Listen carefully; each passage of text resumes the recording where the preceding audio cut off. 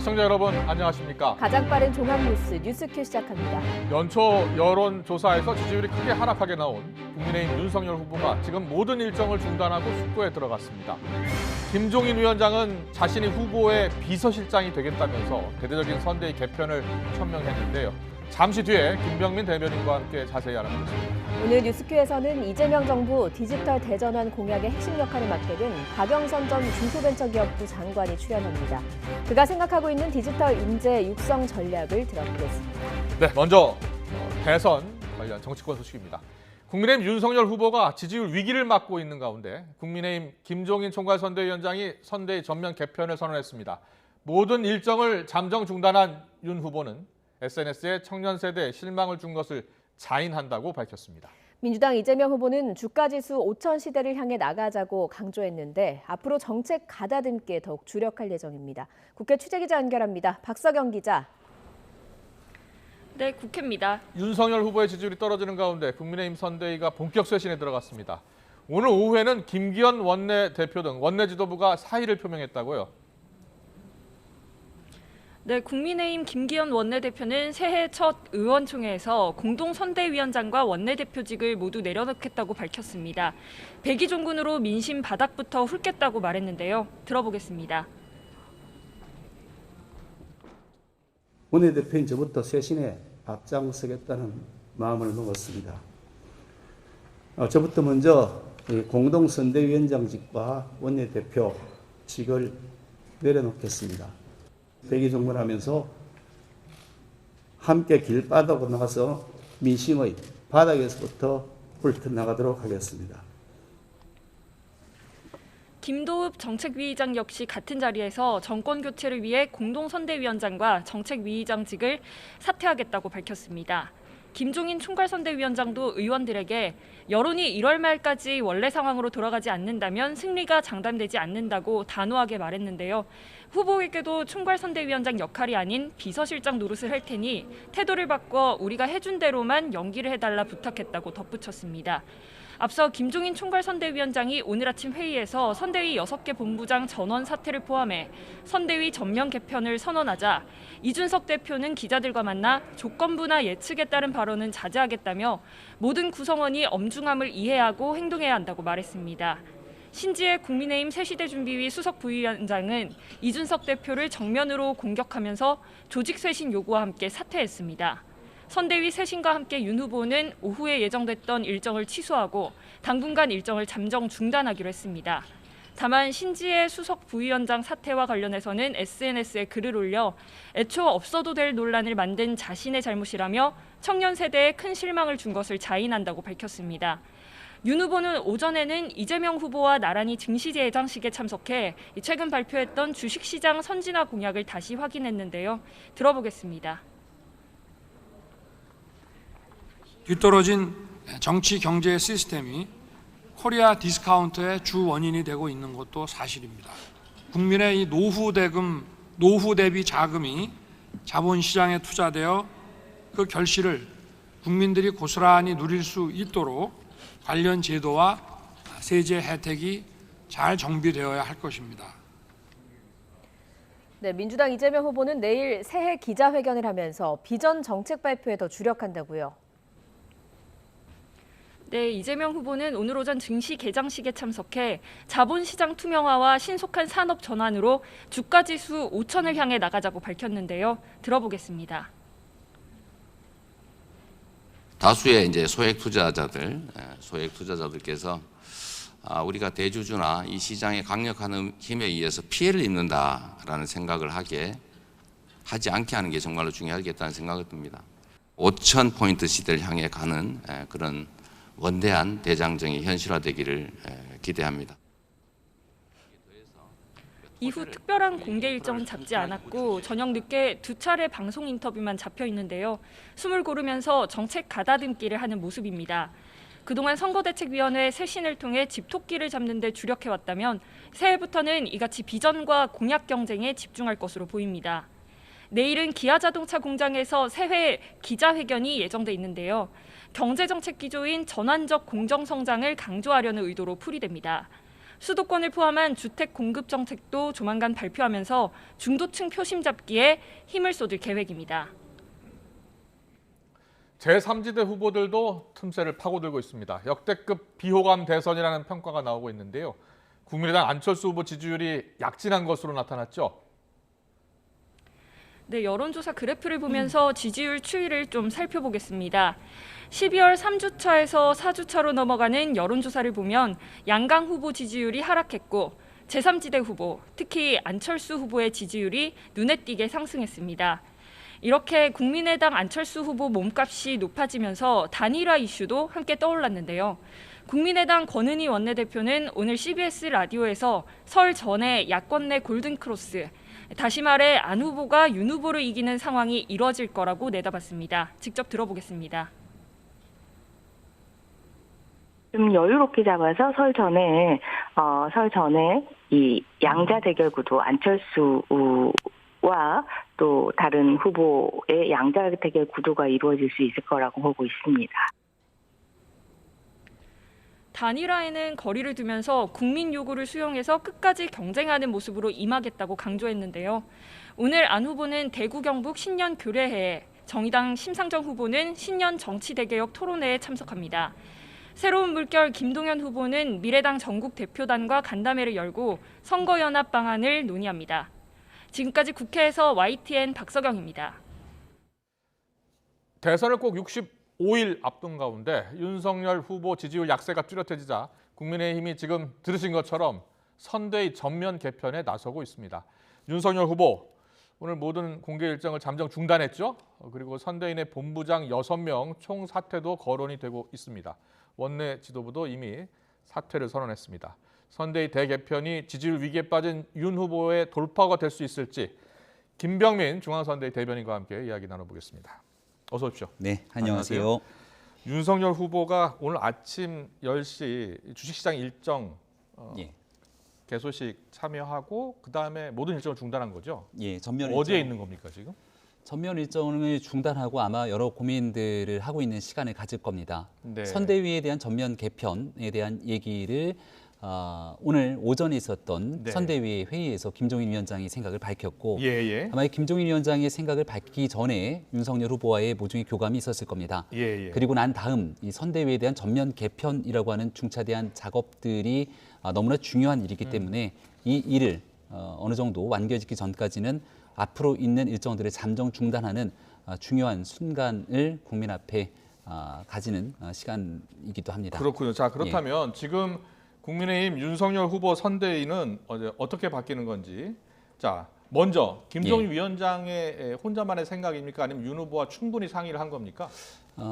윤석열 후보와 김종인 위원장은 수시로 소통하고 많은 내용들을 함께 교감하고 공유를 합니다. 네. 어제도 같이 이 점심을 먹고 또 그 뒤에도 차를 마시면서 많은 얘기들을 또 나눴을 것이고요. 오늘 선대위에서 최종적으로 이 내용을 김종인 위원장이 발표하기 전에는 윤석열 후보와 충분한 소통을 통해서 발표를 한 것으로 알고 있습니다. 그렇군요. 그리고 무엇보다 중요한 것은 김종인 위원장 개인의 혼자만의 생각이라기보다는 많은 국민들께서 특히 정권 교체를 염원하는 국민들이 보시기에 지금의 현재 상황으로 과연 가능하겠는가라고 하는 심각한 위기감의 발로가 지금 선대위가 본격적으로 개편하면서 변화하게 되는 그 동력들을 제공해 줬다고 생각합니다. 그렇군요. 그렇다면 선대위 전체 분위기도 개편이 필요하다는 생각입니까? 선대위 내에서도 오늘 조금 전에 국민의힘의 의원총회가 있었는데요. 네. 아마 의원총회를 지켜보신 분들은 깜짝 놀라셨을 것 같기도 합니다. 김기현 원내대표와 김도읍 정책위 의장이 오늘 의총을 통해서 지도부부터 책임을 지겠다고 원내대표와 정책위 의장직을 내려놓는 선언이 있었습니다. 누구 하나 빠짐없이 지금의 현 상황을 위기라고 생각하지 않는 구성원은 없을 거라 생각하고요. 여기에서 나부터 실질적으로 정권 교체에 도움이 될 수 있다면 무엇이든 해야 되지 않겠는가라고 하는 여론이 선대위 내에서 굉장히 중요하게 공유되고 있습니다. 알겠습니다. 윤 후보 일정 오늘 잠정 중단했는데 일정 재개는 언제쯤이 될 것 같습니까? 선대위에 대한 이 개편 문제가 좀 정리가 돼야 될 것 같습니다. 지금 이 문제가 마무리되지 않는 상황에서 아무리 좋은 일정을 기획하고 국민들을 만나러 찾아뵌다 하더라도 결국은 많은 언론의 궁금증과 그리고 국민들이 바라보실 때에는 그래서 선거대책위원회는 어떻게 정리가 되는 것이냐, 그리고 또 지금 현재 밖에서 운신의 폭을 조금 좁힌 상태에 있는 네. 이준석 대표와의 관계는 어떻게 정리되는 것이냐, 이제 많은 관심들이 이 상황에 국한돼 있기 때문에 그렇군요. 이 부분을 빠르게 매듭 짓고 난 다음 본격적인 선거 운동에 매진하는 것이 맞다는 생각입니다. 네, 윤석열 후보가요. 저희가 인터뷰를 보니까 지난달 30일, 그러니까 닷새 전 인터뷰를 보니까요. 선대위 쇄신 계획 없습니다. 선거 2달 남겨놓고 선대위 쇄신하라는 건 선거 포기하라는 대단히 악의적인 공세로 봐야 합니다. 이렇게 이야기했는데 예. 생각이 바뀐 겁니다. 일단은 선거대책위원회에 대해서 기존에 있었던 구성원들을 전면적으로 다 개편하는 일들은 시기적으로 한 60여일밖에 남지 않는 상황에서 예. 현실적인 어려움이 따르는 것도 사실입니다. 네. 하지만 지금 오늘 국민들께서 지켜보고 계신 것처럼 선대위 전면 개편이라고 하는 굉장히 중요한 이 처방을 내릴 수밖에 없었던 것은 국민들께서 지켜보시기에 그 정도로 엄중하고 중차대한 위기라고 판단됐던 측면이 있다고 보고요. 정치는 또 생물이라고 얘기하지 않습니까? 예. 상황에 대한 환경 변화가 굉장히 빠르게 이루어지고 있는 상태 속에서 무엇이든 국민들께서 이야기를 했을 때 여기에 맞춰가야 된다고 하는 그 뜻에 김종인 위원장, 윤석열 후보 모두 한결같은 마음이었을 거라 생각합니다. 네, 그렇다면 선대위는 어떻게 바뀔지가 궁금한데요. 일단 예. 백지에서 완전히 새롭게 선대위를 꾸미는 겁니까? 아니면 큰 틀은 그대로 유지하는 겁니까? 모든 가능성들을 열어놓고 있다고 얘기를 좀 드려야 될 것 예. 같습니다. 김종인 위원장이 오늘 오전 발언부터 시작됐던 내용들이 지금 선대위 개편의 큰 축을 흔들고 있는 상태인데요. 전면 개편하겠다 이렇게 이야기했죠. 전면 개편이라고 언급을 했기 때문에 예. 기존에 있었던 구성원들이 어느 정도 선까지 정리가 될 것인지, 또 새로운 인적 구성 그리고 조직에 대한 개편은 어떻게 진행될 것인지에 대해서 많은 고민들이 있을 시간이라고 보고요. 예. 아마 국민들께서 지켜보시기에 이 정도는 돼야지 새롭게 쇄신하면서 정말 정권 교체를 위한 국민을 향한 뜻이 보여진다라고 보실 때까지 쇄신하기 위한 노력을 아마 해나갈 거라고 봅니다. 그렇군요. 김민전 공동선대위원장 오늘 회의에 참석하지 않았다고 하고 또 신지혜 새세대준비 수석 부위원장도 사퇴를 했습니다. 지금 공동선대위원장 내지 6개의 총괄 본부장들 모두 사퇴할 가능성이 있는 겁니까? 육본부장의 거취에 대한 얘기가 이제 언론에서 보도가 네. 되고 있기도 하고요. 또 공동선대위원장을 비롯해서 앞서 설명드렸던 것처럼 어느 누구 하나 지금 정권 교체로 가는 길에 조금이라도 국민들 보시기에 부담이 되거나 이 내용들이 온당치 않다고 생각되면 여기에 대해서 그 자리를 지키기 위해 앉아 있는 분은 단 한 분도 없을 거라고 생각합니다. 네. 저를 포함해서 아마 선대위에 있는 모든 사람들이 다 한마음 한뜻일 거라고 생각하고요. 이런 의지들이 기본적으로 공유가 되고 있는 상황이라면 네. 어떤 방식으로 선대위를 새롭게 개편해야 될지에 대한 그림들은 나와 있을 거라고 봅니다. 알겠습니다. 아마도 전체적으로 국민들 보시기에 정말 완전히 새롭게 변화하는구나라고 하는 인식을 줄 정도의 고민들이 있을 거라 봅니다. 김종인 위원장이 조금 전 의원총회에 참석해서 이렇게 얘기했습니다. 1월 말까지 여론을 못 돌리면 선거를 장담할 수 없다. 이렇게 예. 이야기했는데 1월 말까지 지지율을 회복하지 못하면 이번 선거를 어렵게 보고 있는 거군요. 예. 그 정도의 위기감을 갖고 있는 건 당연하겠죠. 예. 지금 연말부터 연초에 이르기까지 한 보름 정도의 기간 동안 지지율이 빠지는 속도가 조금 빠르게 나타나고 있고 예. 여기에 대해서 선대위뿐 아니라 국민들이 보시기에도 이 정도의 상황으로 정권 교체가 과연 가능하겠는가라는 위기감들을 상당히 갖고 있다고 생각을 합니다. 네. 아직 한 65일 정도의 시간이 남아 있는데요. 한 달 정도 1월 달에 시간을 정말 국민들의 눈높이에 맞춰서 절박한 마음으로 정권 교체를 위해서 나아가게 된다면 국민들께서 분명히 기회를 주실 거라고 생각합니다. 여기에 맞춰서 움직이기 위한 많은 준비들이 돼 있기 때문에 1월 한 달 동안 저희가 최선을 다해서 노력하게 된다면 아마 다시 한번 국민들께서 새로운 대한민국을 꿈꾸는 국민들이 정권 교체를 위한 기회를 줄 거라고 확신합니다. 연초 지지율이 예. 예상보다 더 안 좋게 나왔다 이렇게 국민의힘에서는 판단하고 있는 것 같아요. 연초의 지지율이 안 좋게 나온 것은 뭐 부인할 수 없는 사실일 예, 겁니다. 예. 그리고 11월 초에 당의 최종 후보로 윤석열 후보가 선출되고 난 다음 꽤 높은 지지율과 함께 정권 교체가 반드시 이루어질 수 있을 거라는 희망을 또 많은 국민들께서 가지고 계셨지만 지난 한 달이 넘는 기간 동안에 이런 국민들께서 가지고 있는 바람만큼 저희가 그 기대치를 충족시켜지지 못했다라는 굉장히 뼈아픈 반성들을 하고 있는 시간이기도 합니다. 오늘 나온 여론조사 결과는 41% 대 37.1% 이렇게 나온 여론조사 결과인데요. 예. 각 방송사 여론조사 그리고 각 신문사 여론조사를 보면 10%포인트 넘게 벌어진 그런 여론조사도 있더라고요. 예, 여론조사별로 뭐 조금씩 차이는 예. 있겠습니다만 여기에 대해서 후보가 혹시 예. 여론조사와 관련해서 한 언급이 있었나요? 여론조사에 대한 수치를 가지고 언급하지는 않습니다만 예. 이 여론조사는 결국 국민의 민심을 전달하는 지표 아니겠습니까? 제가 있는 이 전화기에도 정말 하루 종일 굉장히 많은 국민들의 목소리들이 전달되곤 합니다. 예. 선대위에 뭐 저뿐 아니라 윤석열 후보를 비롯한 선대위의 핵심 모든 사람들에게 지금 현재가 얼만큼 중요한 위기 상황인지는 여론조사 지표를 굳이 보지 않더라도 전국 각지에 있는 당원들의 목소리 또 정권 교체를 바라는 국민들의 위기 의식들을 보게 된다면 저희가 반드시 변해 나갈 수밖에 없는 중차대한 지점에 이르렀다는 것은 불변의 사실일 거라고 생각합니다. 네. 오늘 보니까 김종인 위원장이 윤 후보의 비서실장 노릇을 하겠다 이렇게 이야기했습니다. 예.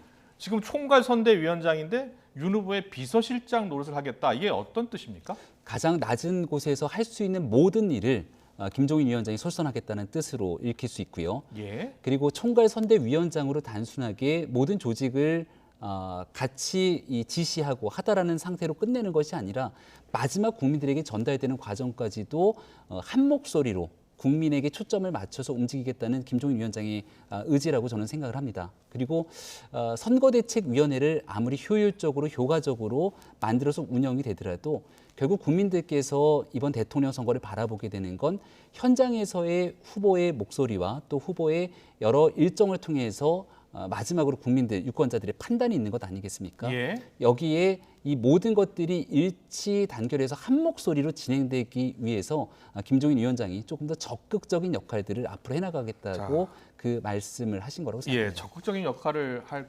것이다라는 뜻이다 이렇게 네. 이야기해 주셨는데 선대의 주도로 움직이되 본인이 모든 메시지도 관리를 하고 그리고 그 선대위의 계획에 따라서 윤 후보는 그대로 연기를 하면 될 것이다 이런 표현을 했거든요. 예. 그 어떤 뜻입니까? 조금 전 의원총회장에서 나왔던 예, 맞습니다. 그 발언입니다만은 아마 지난 여름에 국민 캠프를 처음 출범시켰던 때를 기억하시면 비슷한 발언을 떠올리는 국민들께서 있을 거라고 생각합니다. 그때도 이제 정치를 처음 시작했던 윤석열 후보가 국민 캠프를 처음 출범시키는 자리에서 자, 저는 지금부터 배우의 역할에 충실하겠다는 얘기를 하게 됩니다. 예. 말 그대로 선거대책위원회라고 하는 최고의 전문가들이 모여서 정권 교체에 대한 뜻과 의지를 피력하는 분들이 이 감독의 역할로서 중요한 일들을 하게 되면 함께 여기에 몸을 담고 있는 후보가 또 이 내용들에 충실하게 같이 움직일 수 있는 배우의 역할을 하겠다는 얘기를 과거에 언급한 적이 있기 때문에 예. 그때의 발언을 아마 다시금 꺼내서 김종인 위원장이 얘기를 한 것이라고 생각하고요. 지금 정권 교체의 길에 나서기 위해서는 아주 일사불란하게 모두가 한 몸처럼 움직여야 되기 때문에 네. 그 내용들 하나의 영화를 만들더라도 여기에서 스태프와 감독, 배우가 혼연일체의 자세가 되는 것처럼 그런 정신이 중요하다는 메시지를 전한 것으로 알고 있습니다. 알겠습니다. 이준석 대표의 복귀 여부도 관심입니다. 근데 이준석 대표가 오늘 기자들을 만나서 쇄신이라는 것이 합류의 조건은 아니다 이렇게 선을 그었는데요. 동시에 고민 많은 하루가 될 것이다라고 해서 또 가능성을 열어놨습니다. 예. 어떻게 받아들이면 좋을까요? 뒤에 얘기했던 언급했던 발언에 이준석 대표의 좀 진심이 녹아 있지 않은가라고 생각합니다. 예. 당의 대표로서 누구보다 예. 정권 교체에 대한 뜻과 의지 그리고 정권 교체의 길에서 가장 중요한 역할을 해야 된다는 무거운 네. 책임감을 이준석 대표가 가지고 있을 거라 생각합니다. 지금 선대위의 중요 지책을 사퇴한 뒤에 네. 다소 조금 어정쩡한 위치에 놓여져 있는 것은 사실입니다만 예. 그리고 나서 이준석 대표가 표현했던 많은 일들도 선거대책위원회가 제 역할을 하기 위해서 변화와 쇄신이 필요하다고 힘줘서 얘기한 바가 있거든요. 네네. 오늘 김종인 위원장과 또 윤석열 후보가 선대위의 전면적인 쇄신을 통해서 국민의 눈높이에 맞춰가겠다는 의지를 피력한 만큼 이준석 대표도 아마 정권 교체의 길에서 오늘 고민 많은 하루가 될 거라는 그 말 속에 많은 내용들이 의미심장하게 녹아있을 거라 봅니다. 그렇군요. 국민의힘 선대위가 큰 분기점을 지금 맞고 있는 것 같습니다. 이준석 예. 대표도 후보께서 많은 고민을 하는 그런 하루가 될 것으로 생각이 된다. 자신도 많이 고민한 하루가 될 것이다. 허심탄회하게 소통하는 것이 매우 중요한 하루다. 이렇게 표현을 했네요. 예. 아마도 기존에 내세웠던 모든 일들이 이 내용이 맞고 국민들을 설득하려고 하는 과정들이 있을지도 모르겠습니다. 네. 하지만 오늘 신지혜 부위원장이 사퇴하고 난 다음 예. 윤석열 후보가 SNS에 올렸던 메시지처럼 다소 부족한 점이 있었고 내가 잘못 판단했다면 그 또한 국민에게 송구한 자세를 가지면서 바꾸고 변화하기 위한 노력들을 실제로 해나가고 있다는 데 좀 방점을 찍었으면 좋겠다는 생각이 듭니다. 자, 윤석열 후보가 오늘 오후 일정을 잠정 중단하면서 SNS에 올린 예. 글입니다. 지금 말씀드렸던 화면에 나오고 있는데요. 것처럼 본인의 잘못을 솔직하게 인정하고 네. 청년 세대에 실망을 준 것에 자인하다는 얘기를 하면서 맞습니다. 국민들 보시기에 잘못됐다고 판단되면 이를 바꿔나가려고 하는 아주 중요한 의지를 피력하고 있는데요. 1월 1일 신년에 버선발로 신발을 벗고 국민께 큰절을 하면서 저부터 변하겠다고 후보가 직접 얘기했던 영상을 아마 보신 기억들이 있을 겁니다. 이처럼 국민들이 보시기에 아니다라고 말씀 주신 내용들이 있다면 언제든지 바꿔가면서 오직 국민들이 바라는 지향점에 맞춰서 움직이겠다는 뜻을 피력한 것이죠. 윤석열 후보의 저 메시지는 김종인 위원장도 한번 보고 낸 걸까요? 최종적으로 앞으로에 예. 대한 모든 메시지는 총괄선거대책위원장인 김종인 위원장이 함께 공유하면서 하겠다고 이야기를 했기 때문에 네. SNS에 대한 메시지를 비롯해서 후보의 연설문이라든지 모든 내용들은 당연히 윤석열 후보의 기본적인 생각을 바탕으로 진행이 되지만 여기에 대해서 최종적으로 김종인 위원장과 또 선대위가 긴밀하게 조율하면서 조금의 실수도 있지 않게 하기 위한 노력들을 계속 경주해 나가고 있습니다. 자, 최근에 윤석열 후보의 지지율 하락이 선대위나 그 선대위 내용 때문인지 아니면 윤석열 후보 자체적인 후보 자질 문제였는지 어떻게 보고 계세요? 복합적인 요인들이 있지 않겠습니까? 예. 국민들께서 보시기에 딱 한 가지 이유 때문에 이렇게 많은 지지율의 낙폭 변화가 있겠냐라는 생각이 들기도 합니다. 네. 아마도 지켜보시는 많은 내용들이 국민들께서 좀 잘했으면 좋겠는데 또 정권 교체를 하겠다는 건 지금 현재 정권이 잘못하고 있는 무수히 많은 문제들을 딛고 새로운 정부에서 더 큰 기대와 가능성을 봐야 되는데 그러한 내용들을 저희가 잘 충족시키지 못했기 때문에 국민들께서 이 회초리를 따끔하게 들었다고 생각을 하고요. 그렇기 때문에 국민들이 원하는 그 새로운 정권 교체 방향에 충족시킬 수 있는 최대한의 노력들을 다시 경주하게 된다면 새롭게 마음을 열고 또 많은 지지를 보내주시지 않을까 생각합니다. 네. 안철수 후보가 반사이익을 봤다고 해야 될까요? 안철수 후보의 예. 지지율이 약진하고 있습니다. 김종인 위원장이 얼마 전에 힘을 합치면 도움이 될 것이다라고 했는데 단일화 가능성을 좀 열어놨다라고 해석해도 될까요? 안철수 후보, 안철수 대표가 지금 현재 시점에서 대통령 선거에 출마하고 정치 목소리를 매진하는 이유도 정권 교체, 하나의 목적과 방향에 같이 결을 하고 있다고 생각을 합니다. 예. 바로 얼마 전에 있었던 4.7 보궐선거에서도 문재인 정부의 잘못됐던 실정들에 깊이 공감하기 때문에 당시 국민의힘과 함께 서울시장 선거에서 단일화 과정들을 거쳤고 네. 단일화 이후에도 서울시정에서 함께 목소리를 내고 안철수 대표와 같이 오래 정치를 했던 인물이 서울시의 정무부시장을 맡는 등 연대를 꽤 오랜 기간 해왔었죠. 지금 안철수 대표 또한 정권 교체의 길에서 본인의 역할들을 하고 있는 상태고 또 저희가 다소 국민들께 미진했던 부분들이 있다면 여기에 대해서 앞으로 안철수 후보에게 모여있는 지지층과 함께 또 정권 교체에서 같이 만날 수 있는 여러 가지 길들도 남아 있을 거라고 생각합니다. 네, 마지막으로요. 선대위 개편 이제 선거 대선이 65일밖에 남지 않아서요. 선대위 예. 개편 큰 그림은 언제쯤 나올까요? 시간이 많지 않기 때문에 최대한 빠르게 속도를 내야 된다고 생각을 합니다. 예, 예. 그리고 이 선대위 개편 때문에 지금 후보의 일정도 전면 잠정 중단이 돼 있기 때문에 예. 아마 이 잠정 중단된 일정을 빠르게 복귀하기 위해서라도 국민들 보시기 늦지 않은 시간에 정말 변화하고 쇄신하는 모습의 그림을 보여드릴 수 있는 선대위 쇄신 개편 빠른 시간 안에 진행하도록 하겠습니다. 네, 알겠습니다. 여기까지 듣겠습니다. 국민의힘 선대위 김병민 대변인과 함께했습니다. 잘 들었습니다. 네, 고맙습니다.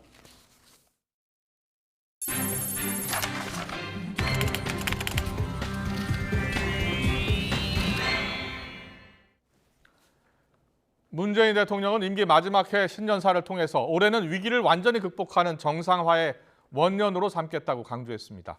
두 달째 치러지는 대선과 관련해선 증오와 분열이 아니라 통합의 선거가 되길 바란다면서 국민들의 적극적인 선거 참여를 당부했습니다. 홍선기 기자의 보도입니다. 문재인 대통령이 임기 마지막 해인 올해 신년사에서 첫 번째로 약속한 건 국민 삶의 완전한 회복입니다. 2022년 새해 위기를 완전히 극복하여 정상화하는 원년으로 만들겠습니다. 코로나19 확진자 감소 추세에도 불구하고 오미크론 변수 등으로 안심하기는 이르지만 일상 회복을 향해 뚜벅뚜벅 가겠다고 했습니다. 이 과정에서 양극화 격차를 줄여가는 포용적 회복에도 힘을 쏟겠다고 약속했습니다. 선진국을 추격하는 위치를 벗어나 이제는 우리가 앞서가는 선도국가 시대를 열겠다는 의지도 천명했습니다. 세계를 선도하는 위치에 서서 더 많은 분야에서 우리가 가는 길이 새로운 길이 되고 새로운 표준이 되도록 하겠습니다. 두 달 뒤 치러지는 대통령 선거에 대해서는 박근혜 전 대통령 사면 당시 강조했듯 국민 통합을 역설했습니다.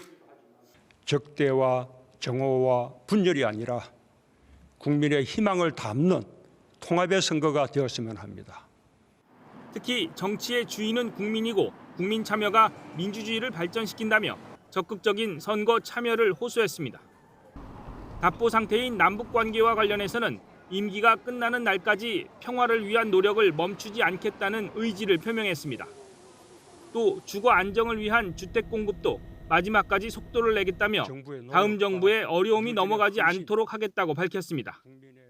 문 대통령은 임기를 넉 달 남긴 현 정부의 남은 과제는 다음 정부의 튼튼한 도약의 기반을 물려주는 것이라며 안정적이고 성공적인 정권 이양에 대한 의지도 강조했습니다.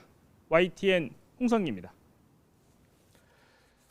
네, 새 벽두 대선판 지금 보신 것처럼 출렁이고 있습니다. 골든 크로스가 난 것인지 아니면 이재명 후보 말대로 데드 크로스가 난 것인지 과연 지금 모시는 이분은 이번 대선 흐름을 어떻게 읽고 있는지도 궁금하고요. 지난 4월 재보궐선거에서 고배를 맞았습니다만 현재 민주당 이재명 후보 선대위 디지털 재전환위원회 위원장으로 복귀했습니다. 박영선 전 중소벤처기업부 장관 스튜디오에 모셨습니다. 어서 오십시오. 네, 안녕하세요. 안녕하세요. 네. 어떻게 지내셨습니까? 재보선대회 미국 갔다 오셨죠? 그렇습니다. 미국에서 대한민국이 그동안의 추격 국가였지 않습니까? 우리가 글로벌 선도 국가가 되기 위해서 무엇이 필요한지 그것을 집중적으로 봤습니다. 중소벤처기업부 장관 지내신 것도 큰 힘이 되셨겠어요? 그렇습니다. 예. 특히 이제 그 미국에서 우리나라 벤처기업의 성장 속도에 대해서 굉장히 관심을 많이 갖고 있었습니다. 예. 네. 거기 실리콘밸리도 있고 그거 다 다녀오신 겁니까? 그렇습니다. 예, 네. 알겠습니다. 네. 디지털 대전환위원회 위원장 맡게 되셨는데 이재명 후보가 직접 제안하신 겁니까? 그렇습니다. 예. 가장 어떻게 보면 이 시대를 관통하는 단어를 골라라. 그러면 그것이 바로 디지털 대전환입니다. 네. 왜냐하면 지난 100여 년 동안 우리가 아날로그 시대에 살지 않았습니까? 축이 바뀌는, 판이 바뀌는 지금 그 시점이거든요. 그렇군요. 과거에 증기기관차에서 전기로 그리고 마차에서 자동차로 바뀌는 것처럼 지금 아날로그에서 디지털로 바뀌는 매우 중요한 시기입니다. 그렇군요. 네. 이 시기에 보니까 가상화폐 거래소 폐쇄 반대 페이스북 글을 과거에 올리신 게 있는데 이게 NFT로 판매가 됐습니다. 발행이 된 건데요. 300만 원에 팔렸다고 합니다. 어떤 내용입니까? 그 당시에 이제 그 가상화폐 거래소를 폐지할 움직임이 있어서 폐쇄 논란이 있었죠. 네, 폐쇄 논란이 있어 제가 이걸 반대한다라는 글을 올렸습니다. 조금 저거죠? 네, 그렇습니다. 그런데 저것을 NFT로 만들어서 그러니까 이러한 SNS의 글도 하나의 자산 가치가 될 수 있다라는 그렇군요. 실험을 해보고 싶었어요. 예. 그리고 요즘 이제 젊은이들은 다양한 그 자기의 그 어떤 가치를 추구하지 않습니까? 그래서 그렇게 다양한 가치를 추구하는 젊은이들이 이런 어떤 그 NFT를 거래하면서 자신이 좋아하는 것들을 즐기면서 살 수 있는 삶.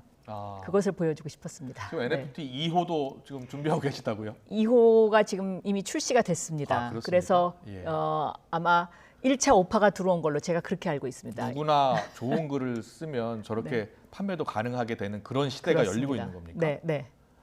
기대가 그것이 바로 디지털 세상입니다. 네, 알겠습니다. 네. 지난 재보선 후보 당시 이제 국회에서 이재명 후보 만났던 장면이 생각이 네, 납니다. 그때 네. 이재명 후보가 뭐 직접적으로 도움을 주겠다라고 할 수는 없는 위치였기 때문에 만나는 것만으로도 큰 힘이 되셨을 것 같은데 이제는 이재명 후보를 돕기 위해서 직접 뛰어드셨습니다. 이재명 후보를 도와야겠다라고 생각한 게 어떤 이유입니까?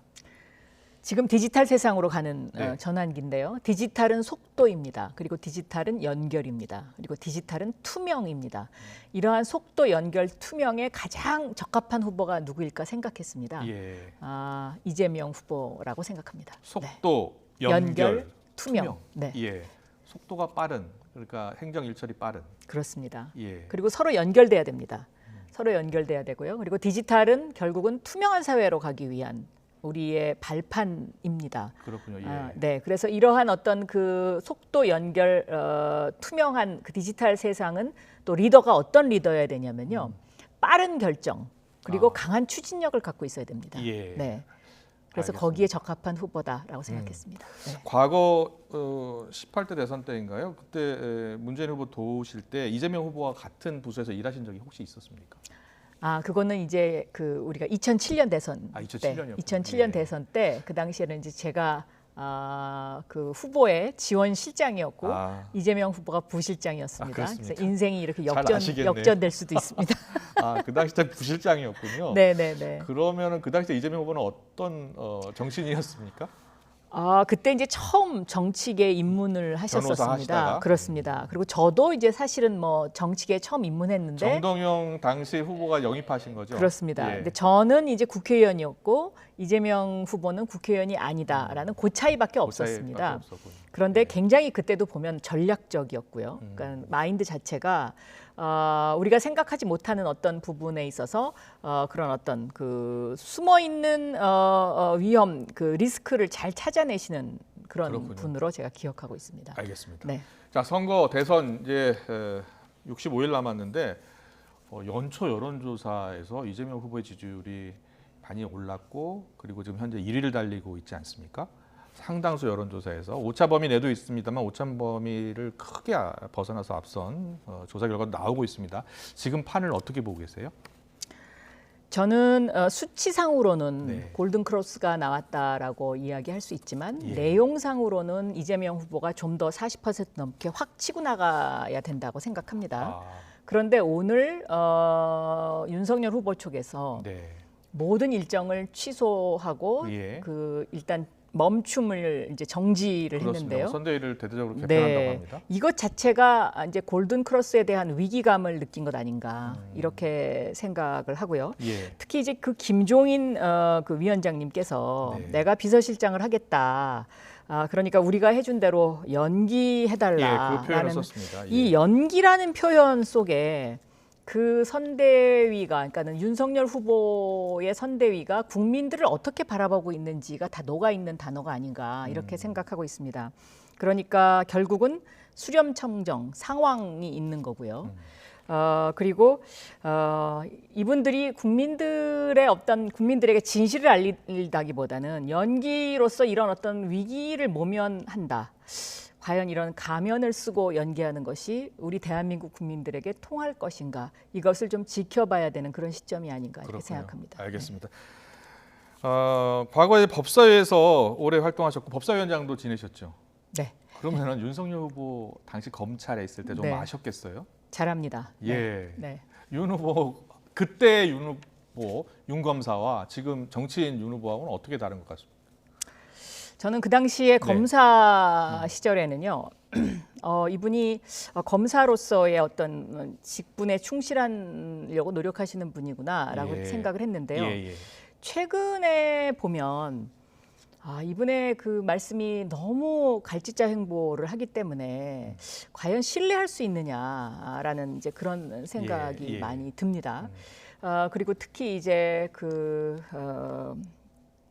본인이 검찰총장이 되고 싶어서 그러면 박근혜 전 대통령이나 이명박 전 대통령의 수사를 저렇게 열심히 한 것인가 이런 의심도 할 수 있고요.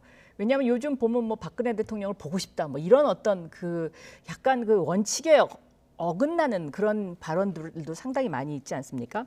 또 이제 제가 기억에 남는 것은 검찰총장을 시켜준다면 예. 대통령을 절대로 배신하지 않겠다는 이야기를 주변 사람들에게 많이 했었습니다. 아, 그랬습니까? 네. 예. 그런데 참 그런 상황에서 봤을 때 저는 참 문재인 대통령께서 저 상황을 보시면 굉장히 그 인내심이 많으신 분이구나 이런 생각도 많이 듭니다. 네.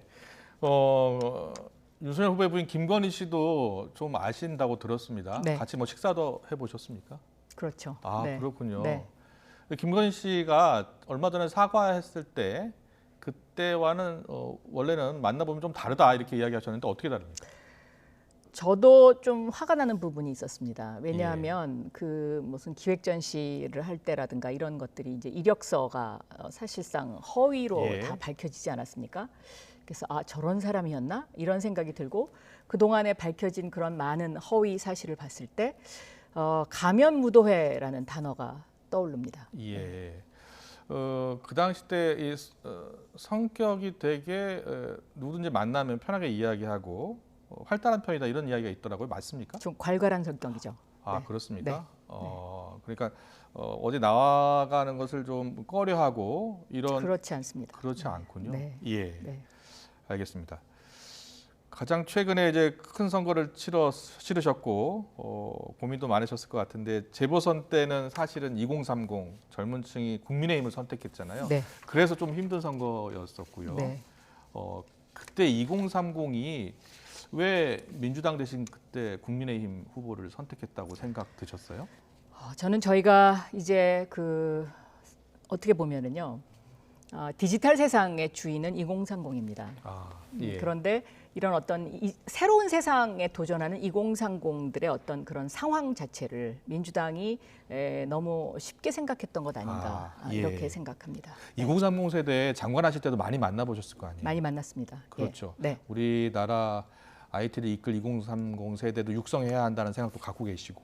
그럼요. 그러니까 예. 지금 사실은 기득권 세력과 2030이 생각하는 어떤 그들의 그 어떤 그 세계가 충돌하고 있는 거죠. 그러니까 예를 들면 그 블록체인이라든가 예. 가상화폐라든가 예. NFT라든가 이런 것들은 기득권 세력들이 그동안에 누리고 있었던 것에 대한 도전장을 내미는 것하고 마찬가지거든요. 적극적으로 좀 육성을 해줘야겠네요. 그렇습니다. 저는 예. 그렇게 생각합니다. 그렇군요. 네. 그리고 2030 세대의 특징이 탈이념적이다. 네, 맞습니다. 맞습니까? 네. 예. 그러니까 예를 들면 진보다 보수다 하는 것에 대한 가치 부여보다는 무엇이 우리에게 지금 가장 적합한 것이냐 하고 실용과 합리주의에 더 입각한 그런 판단을 더 내리지 않나 저는 그렇게 보고 있습니다. 그렇다면 지난 4월 보궐선거 때 직접 만나보고 들어보셨을 거 아닙니까? 네. 그렇게 지금 이재명 후보가 그때 만나본 상황에 맞게 지금 변하고 있다고 보세요? 이재명 후보는 굉장히 실용적이신 분입니다. 그리고 제가 이재명 후보에게 감히 어떤 뭐 조언을 한다면 저희가 정책적으로 이념적으로 접근하는 것 예. 이것은 과감하게 민주당이 벗어 던져야 된다 그렇군요. 이렇게 생각하고 있습니다. 그러면 이념적으로 접근하지 말고 좀 더 실용적으로 접근을 해야 한다. 그렇습니다. 그리고 그렇게 상당히 노력하고 계신다고 저는 보고 있습니다. 예, 네. 알겠습니다. 최근에 지금 여론조사에서 보니까 또 안철수 후보가 지지율이 좀 오르고 있습니다. 네. 과거 지난해 재보궐 선거 때 오세훈 후보하고 또 안철수 후보가 네. 단일화를 했잖아요. 네. 그래서 사실 어려운 선거를 치르신 건데 이번 대선 때도 혹시 단일화가 있을 것으로 생각이 드십니까?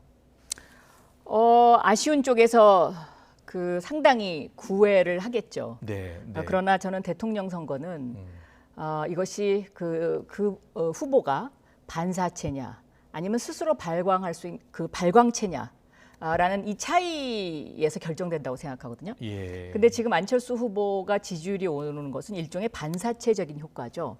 그러니까 본인이 잘했다기보다는 남이 못해서 이제 반사적으로 얻는 이득. 이렇게 해서는 대통령으로서 당선이 된다고 해도 여러 가지 굉장히 문제점이 많이 있지 않을까 생각을 합니다. 예. 그리고 어떻게 보면 제가 지금 안철수 후보, 윤석열 후보, 이재명 후보 이 세 분과 다 일을 해본 사람입니다. 그렇네요. 네, 예. 네. 안철수 후보하고 언제 한번 같이 일을 제가 하셨어요? 원내대표 시절에요. 예. 그 당시에 당 대표셨죠. 그랬군요. 네, 예. 네. 그 새 후보의 그 장단점 잘 아시겠네요. 네. 예. 그런데 네. 최근에 좀 어떻게 보십니까? 안철수 후보가 좀 달라졌다 이런 생각이 드십니까? 아니면 그때랑 똑같은 것 같습니까? 저는 사람은 크게 변하지 않는다고 생각합니다. 그리고 이번 대선에서 가장 후보의 큰 차이가 뭐냐면 예. 삶의 체험의 무게입니다. 그러니까 윤 후보는 검사로서의 체험밖에 없기 때문에 늘 한쪽 면만 보기 때문에 계속 실수가 있을 수밖에 없는 거고요. 예. 안 후보 역시 그 어떤 전문적인 분야에서는 굉장히 잘하실 수 있지만 세상의 전체를 보는 어떤 그런 능력, 이것은 조금 저는 체험적으로 우리 이재명 후보하고 비교했을 때 굉장히 많이 부족하지 않나 싶습니다. 그렇군요. 다만 이재명 후보는 변호사, 성남시장 그리고 경기도지사를 거치면서 다양한 국민들을 만나고 다양한 삶의 체험을 해서 그 체험이 지금 축적의 시간으로 녹여나면서 굉장히 그 대통령 후보로서의 그런 어떤 자질을 만들어가고 있는 것, 이렇게 저는 평가할 수 있겠습니다. 그렇군요. 네. 알겠습니다. 뭐 마지막으로 올해 6월이요 서울시장 선거 네. 벌써 이름이 오르내리시던데요. 앞으로 뭐 정치 행보 계획하신 거 있습니까? 저는 3월 9일 대선까지는요. 네. 주인공은 이재명 후보고요. 저는 조연입니다. 그렇기 때문에 정권 재창출을 위해서 최선을 다하도록 하겠습니다. 알겠습니다. 네. 여기까지 듣겠습니다. 네, 감사합니다. 지금까지 민주당 이재명 후보 선대위 박영선 디지털 대전환위원회 위원장과 함께했습니다. 오늘 말씀 잘 들었습니다. 네, 감사합니다.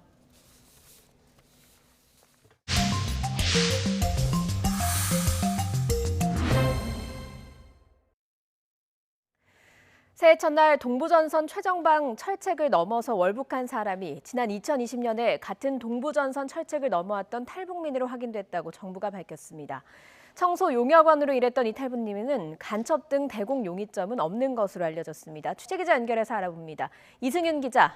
네, 국방부입니다. 네, 이번에 넘어간 월북자가 공교롭게도 2020년에 같은 부대 철책을 넘어온 탈북자였다고요? 네, 그렇습니다. 국방부는 동부전선 월북 상황과 관련해 지난 2020년 11월 강원도 고성 동부전선 철책선을 넘어온 탈북민 30대 남성 A씨가 이번에 월북한 사람으로 파악됐다고 밝혔습니다. 군 관계자는 월북자가 지난 1일 정오쯤 강원도 고성 민통선 일대에 설치된 CCTV에 포착됐다며 얼굴과 인상 차이로 동일 인물인지 판단이 가능했다고 말했습니다.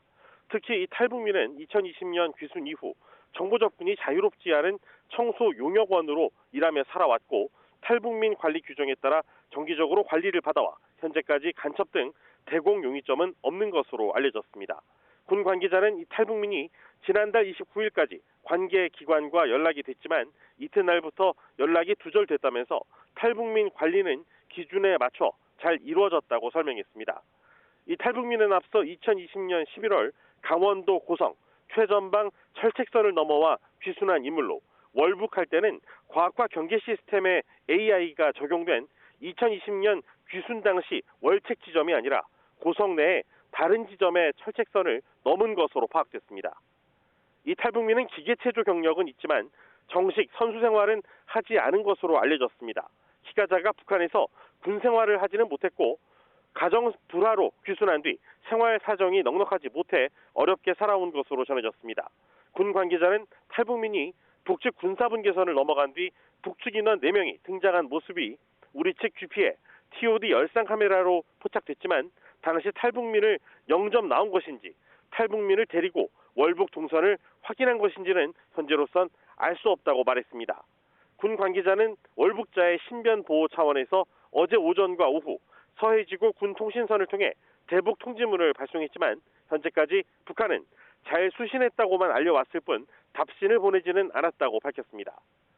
군 관계자는 초동 조치 부실 여부와 이동 경로 등을 파악하기 위해서 합참 전비태세 검열실장 등 검열실 17명을 현장에 급파해 조사 중이라며 늦어도 모레쯤 결과를 발표할 수 있을 것이라고 설명했습니다. 지금까지 국방부에서 YTN 이승윤입니다. 코로나19 상황 살펴보겠습니다. 국내에서 오미크론에 감염돼 처음으로 사망한 사례가 나왔습니다. 위중증 환자는 2주째 1000명대를 보이고 있는데 방역당국은 이 위중증 환자도 감소하기 시작했다고 평가했습니다. 취재기자 연결합니다. 개훈이 기자. 네, 개운입니다. 네, 국내 오미크론은 감염자 가운데 첫 사망자가 나왔다고요? 네, 코로나19 오미크론 변이에 감염된 90대 2명이 숨진 것으로 확인됐습니다. 광주광역시는 코로나19 오미크론 변이에 감염된 90대 여성 2명이 치료를 받던 도중 각각 지난 27일과 29일에 사망했다고 밝혔습니다. 이들은 모두 백신 2차 접종 완료자로 같은 요양병원에 입원해 있다가 지난달 25일 전수검사를 통해 감염이 확인됐습니다. 국내에서 오미크론 감염 뒤 사망한 사례는 이번이 처음입니다. 방역당국은 또 해외에서 입국한 오미크론 감염 확진자 가운데 70대 1명이 위중증 상태라고 밝혔습니다. 이 환자의 경우 백신 2차 접종까지 완료했고 입국 뒤 오미크론 확진 판정을 받아 현재 고유량 산소 치료 중입니다. 이런 가운데 오미크론 변이 감염자는 하루 사이 111명이 늘었습니다. 이 중 해외 유입이 101명인데 미국이 62명으로 가장 많고 그 다음으로 캐나다, 필리핀 등 입국자입니다. 정부는 국내에서도 오미크론 변이 감염자가 빠르게 늘고 있다며 오미크론 유행에 대비해 방역 전략을 바꿀 필요가 있다고 평가했습니다. 방역당국은 오미크론 전파력의 강도, 위중증, 치명률의 영향, 예방접종 효과 등을 분석해 어떤 전략을 병행할지 정할 것이라고 밝혔습니다. 오늘부터 방역 패스에도 6개월 유효기간이 적용되죠? 네, 백신 패스 유효기간은 백신 2차 접종 14일 이후부터 180일입니다. 이 기간이 지나면 미접종자와 마찬가지로 식당이나 카페 등 방역 패스 적용을 받는 다중이용 시설 이용에 제한을 받게 됩니다. 하지만 3차 접종을 한 경우엔 접종 즉시 백신 유효기간이 연장됩니다. 혼란을 막기 위해 이번 주 한 주는 과태료 없이 계도 기간으로 운영됩니다. 사적 모임 인원을 4인으로 제한하고 식당, 카페 영업시간을 오후 9시까지로 하는 현행 사회적 거리 두기도 2주간 연장됐습니다. 지금까지 사회 2부에서 YTN 개운입니다.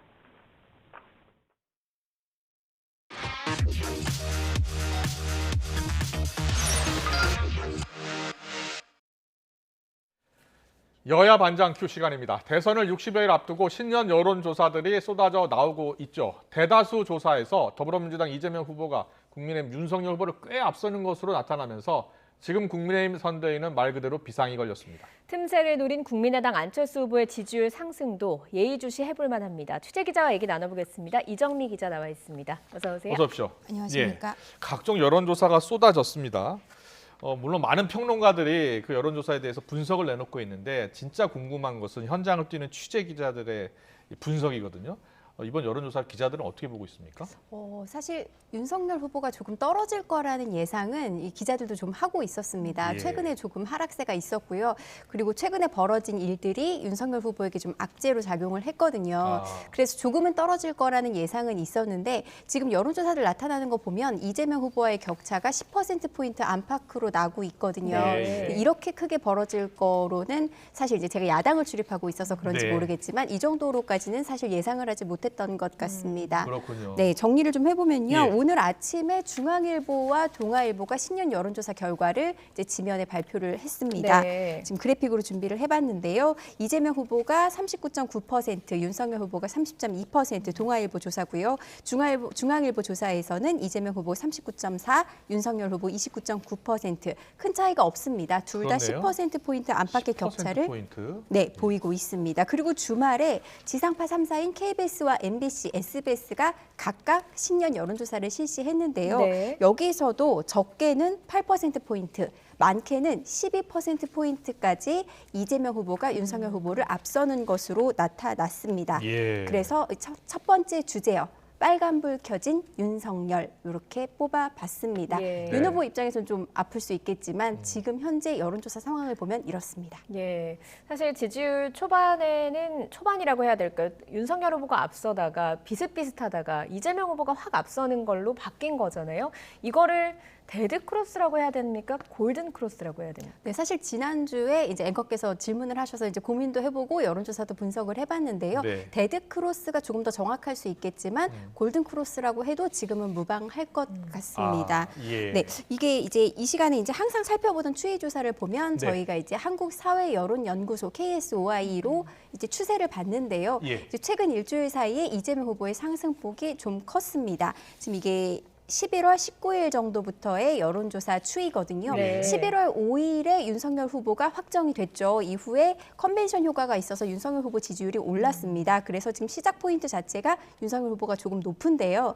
이후에 이렇게 이제 쭉 접전을 이어오다가 보시면 12월 중순쯤, 네. 12월 중순쯤 교차가 이루어집니다. 여기서 크로스가 한번 이루어지면서 이재명 후보가 조금씩 치고 나가기 시작하거든요. 근데 이때 보면 그 12월 10일, 11일에서 12월 17일, 18일 때를 보면 윤석열 후보도 소폭 하락했고요. 네. 이재명 후보도 소폭 하락했습니다. 네. 그러니까 두 후보 모두 하락하면서 지지율이 엇갈렸거든요. 예. 그러니까 이건 이제 정확하게 설명을 하자면 데드 크로스. 네. 누구 한 명이 이제 이겼다기보다는 둘 다 이제 좀 하락하지만 윤석열 후보가 좀 더 고전을 면치 못하면서 이제 이재명 후보가 앞서는 역전하는 상황이 벌어졌다라고 할 수 있습니다. 하지만 지난주와 이번 주로 넘어오는 추세를 보면 이재명 후보가 37.6%에서 41%로 상승을 했거든요. 그러니까 지금 상황은 이재명 후보가 조금씩 치고 올라가면서 윤석열 후보를 앞서고 있다. 예. 골든 크로스로도 여론조사 기관에서는 해석하고 있습니다. 그렇군요. 그런데 윤 후보의 지지율이 왜 이렇게 떨어졌을까? 앞서 취재 기자들도 어느 정도는 예상했다라고 말했잖아요.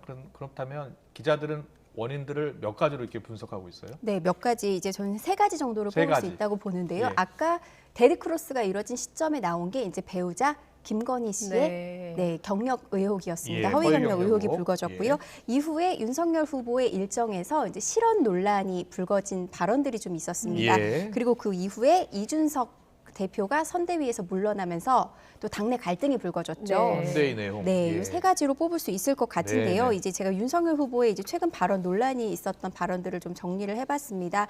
이 극빈한 생활을 하고 배운 것이 없는 사람은 자유가 뭔지도 모를 뿐 아니라 필요성 자체를 느끼지 못한다.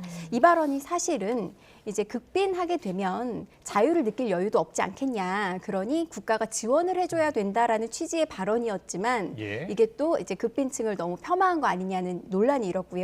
그리고 또 비슷한 시기에 나왔던 민주화 운동이 외국에서 수입해온 이념에 사로잡혀 한 분들과 같은 길을 걸었다. 이건 역시 이제 지금 문재인 정권을 비판한 발언이었습니다. 이제 과거에 민주화 운동을 했지만 지금은 기득권 세력이 됐다. 라는 이제 이분들을 비판을 하다 보니 이게 조금 다르게 해석될 수 있는 발언으로 예. 나오면서 민주화 운동을 폄하한 거 아니냐는 또 네. 논란이 있었고요. 그리고 이제 이후에 사실 이 논란이 있었던 발언에 대해서도 이제 윤석열 후보가 해명은 했는데요. 이후에 이제 TK 지역을 방문하고 이러면서 지지층을 결집하려는 이제 의도였던 것으로 풀이가 되는데 문재인 정부를 비판하는 발언을 좀 더 강도 높게 합니다. 그때 나온 발언이 이제 무식한 삼류 바보들을 데려다가 나라 경제를 망쳐놨다. 그러면서 또 이제 권위주의 독재 정부는 경제를 확실하게 살렸는데 이 정부는 뭐 했냐고 비판을 했거든요. 네. 그러니까 발언의 취지는 문재인 정권을 비판하면서 사실 윤석열 후보가 정권 교체의 상징으로 여기까지 왔잖아요. 예. 그래서 이제 문재인 정부를 좀 더 선명하게 비판하면서 약간 주춤하던 지지율을 좀 끌어올리려던 의도로 보이는데 여기서 약간 실언 논란이 불거지면서 오히려 지지율을 이제 네. 더 깎은 그런 그랬군요. 형국이 된 겁니다. 예. 여기에 이제 선대위 내홍도 불거졌죠. 이준석 대표가 사실 2030의 지지층이 굉장히 두텁습니다. 그런데 이준석 대표가 이제 선대위에 쇄신이 필요하다라고 이제 주장하면서 이제 받아들여지지 않자 선대위 직책을 모두 내려놨죠. 이제 그 논란이 이제 점점 길어지면서 2030 지지층이 빠져나갔습니다. 네. 이게 최근 지지율을 보면은 두드러지게 나타나거든요. 오늘 아침 동아일보와 중앙일보 조사도 그렇고요. 지상파 예. 조사도 다 비슷합니다. 그래서 제가 한 조사만 뽑아봤는데요. 동아일보 조사를 보시면 아시겠지만 18세에서 29세, 20대에서 이재명 후보가 앞서고요. 30대, 40대, 50대 모두 이재명 후보가 앞섭니다. 네. 또 윤석열 후보가 60세 이상에서만 이제 지지층이 이제 유지가 되고 있는 거죠. 예전에 윤석열 후보가 앞섰을 때는 20대에서도 앞섰고 30대에서도 좀 비등했거든요. 예. 그래서 이제 이준석 대표가 이제 빠져나간 게 이제 젊은 층의 이탈을 불러왔다라고 해석을 할 수 있을 것 같습니다. 이제 여기에 심지어는 정권 교체 여론이 최근에 이제 굉장히 높았거든요. 10%포인트 이상 차이가 났는데 일부 여론조사에서는 정권을 유지해야 한다는 여론하고 정권을 교체해야 한다는 여론이 비등하다는 조사까지 지금 나오고 있거든요. 예. 그래서 이제 이런 요인들이 겹치면서 윤석열 후보의 지지율 하락으로 이어진 것으로 보입니다. 네. 여론조사 전문가도 비슷한 해석을 하고 있습니다. 제가 이제 한번 들어봤는데요. 네. 직접 들어보시죠. 윤석열 후보 지지율이 뚜렷한 하락세를 보이는 이유는 역시 사람 리스크다. 배우자 김건희 씨, 그리고 이준석 당대표와의 투스톤즈 갈등, 그리고 박근혜 전 대통령의 사면 이슈가 영향을 미쳤을 것으로 보이고요. 예. 네, 결국에는 뭐 사람 리스크가 영향을 미쳤다라는 분석인데 오늘 아침부터 김종인 선대위원장을 중심으로 상당히 국민의힘이 바쁘게 움직였어요. 쇄신을 하려는 움직임이 일었고 오후까지 이어지지 않았습니까? 네, 그렇습니다. 사실 쇄신론을 이준석 대표가 제안을 했고 당내에서도 이제 동의하는 의원들이 있어서 얘기는 계속 나왔습니다. 다만 김종인 위원장이나 윤석열 후보 모두 지난주까지는 선대위 쇄신에 대해서 부정적이었습니다. 선거를 2달 앞둔 상황에서 선대위를 쇄신한다고 교체를 하면 이거는 이제 선거를 치르지 말자는 얘기다라고까지 했는데요. 예. 오늘 아침에 김종인 총괄 선대위원장이 선대위 회의 중간에 돌발 발언으로 선대위를 쇄신하겠다라고 밝히면서 네. 굉장히 분주하게 움직였습니다. 이게 아마 주말 사이에 신년 여론조사 결과를 지켜보고는 예. 이번 주가 아니면 이제 이 뒤바뀐 지지율을 역전할 기회가 없을 거라는 그렇군요. 네. 절박감을 느낀 것으로 보입니다. 예. 네, 그래서 이제 오늘도 이제 그러면서 그 얘기도 했거든요. 본부장 6명, 6본부장의 사퇴까지 포함해서 선대위를 쇄신하겠다. 그리고 동시에 이준석 대표와 갈등을 빚었던 새시대 준비위원회의 신지혜 부위원장이 있습니다. 네. 이 신지혜 부위원장도 사퇴의 뜻을 밝혔습니다. 그리고 이제 오후에 의원총회가 열렸거든요. 여기서 김기현 원내대표와 김도읍 정책위의장이 선대위, 공동선대위원장직뿐만 아니라 이 원내대표와 정책위의장, 당직까지 모두 사퇴하겠다고 밝혔거든요. 예. 네, 김종인 위원장의 오늘 아침 발언과 그리고 김기현 원내대표의 사퇴 발언 이어서 들어보겠습니다. 네. 선대위의 전반적인 개편을 갖다가 지금 단행을 할 계획이에요. 본부장 사퇴를 포함해서 전체 이 구조에 대한 조정도 해야 되고 그러한 개편을 갖다가 단행을 할 겁니다. 국민의 정서에 맞게 우리 선대위를 다 개편을 해야만이 이 선거를 제대로 치를 수 있다는 판단을 갖다 하게 된 겁니다. 내 잘못이다, 내 탓이다 라고 저는 생각하고 원내대표인 저부터 쇄신에 앞장서겠다는 마음을 먹었습니다. 저부터 먼저 공동선대위원장직과 원내대표직을 내려놓겠습니다. 네, 이렇게 모두 내려놓는 것에 대해서는 지금 또 해석이 분분합니다. 네. 저도 이제 조금 더 취재를 해봐야 되겠는데요. 네. 지금까지 이제 취재한 상황은 그동안 이제 선대위와 이준석 대표의 갈등은 선대위와 당의 갈등으로 좀 축약이 되거든요. 그러니까 윤석열 후보를 중심으로 꾸려진 선거대책위원회와 그리고 이준석 대표, 그리고 이준석 대표가 사실 그 선대위 정책을 담당할 사람으로 그 이제 원내 지도부를 추천을 했었거든요. 예. 그러니까 뭐 김도읍 정책위 의장이나 추경호 원내수석을 추천했는데 뭐 이렇게 직책을 맡긴 했지만 그 선대위의 정책을 꾸리는 전면에 들어가지 않았습니다. 네. 그래서 좀 이견이 있었어요. 그래서 선대위와 당의 갈등 상황이 벌어졌는데 지금 지지율이 하락하는 책임을 지고 김종일 총괄 선대위원장이 선대위 쇄신을 밝혔잖아요. 예. 여기 이제 맞대응해서 그럼 당에서는 아무 책임이 없느냐. 근데 지금 이준석 대표가 물러날 상황은 아니니 이제 김기현 원내대표가 내가 책임을 지겠다라고 해서 양쪽 다 약간 물러나면서 김종인 총괄 선대위원장과 윤석열 후보가 나아갈 방향을 좀 터주는 모양새라고 할 수 있고요. 김종인 위원장의 쇄신 의지의 부담을 좀 네. 덜어주는 그런 측면도 있겠어요. 네, 그런 측면도 있습니다. 예. 근데 어떻게 보면 또 이준석 대표 입장에서는 조금 부담이 더 해졌다고 네. 볼 수도 예. 있을 예. 것 같습니다. 양쪽 다 좀 물러나면서 이제 좀 전면 개편하고 후보와 김종인 위원장의 공간이 좀 넓어질 수 있다고 볼 수 예. 있겠습니다. 윤석열 후보도 오늘 이제 아침에 그 주식시장 이제 개장 현장에 예. 가는 일정만 소화하고 이후에는 모든 일정을 잠정 중단했습니다. 그리고 대신 SNS에 글을 하나 올렸는데요. 그 신지혜 예. 부위원장이 이제 사퇴한 이후에 그 2030의 마음을 세심히 살피지 못한 것에 대해서 이제 죄송하다라는 입장을 밝혔고요. 이 젠더 문제가 세대별로 느끼는 게 다른데 너무 기성세대의 입장에서 접근을 했던 것 같다라고 얘기를 하고 앞으로 이제 청년 세대와 공감하겠다는 입장을 밝혔습니다. 근데 윤석열 후보가 그 증권거래소의 일정을 마치고 당사로 복귀했거든요. 근데 이게 윤석열 후보가 증권거래소 일정을 진행하는 사이에 이 김종인 위원장이 선대위 회의에서 선대위 전면 개편을 발표했거든요. 그러니까 당연히 이제 취재진이 윤석열 후보의 입장을 물으러 갈 수밖에 없잖아요. 네. 그래서 당사 앞에 취재진들이 오늘 장사진을 이뤘습니다. 그런데 이제 윤석열 후보 불편한 심기를 드러내듯 아무 말 없이 들어갔고요. 과거와 좀 달랐던 건 경호 인력, 기다리고 있던 경호 인력이 취재진을 이제 힘으로 밀치고 윤석열 후보의 길을 터주면서 좀 마찰도 빚어졌습니다. 현장 화면 한번 보시죠. 예. 실례하겠습니다. 앞에. 밀지 마세요. 앞에 가리지 말고.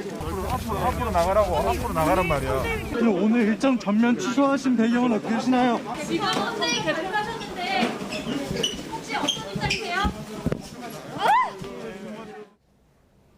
네, 지금 오른쪽에 후보 오른쪽에 계신 분이 이제 그 경호를 담당하시는 분이고요. 보시면 이제 여러 각도에서 촬영한 촬영 기자의 샷이 있는데 몸으로 가리기도 하고 이제 밀기도 하고 이러면서 이제 길을 터줬습니다. 그러니까 이제 뭐 취재 열기가 너무 뜨거워서 이제 후보가 지나갈 수 없는 상황이 됐으니까 그런 측면도 있겠지만 이제 과거에 비해서 조금 불편한 이제 속내를 고려해서 주변에서도 조금 과하게 제어를 한 것 같고요. 나중에 뭐 좀 이렇게 좀 과했다라는 걸로 선대위 쪽에서 좀 사과하는 입장을 밝히기도 했습니다.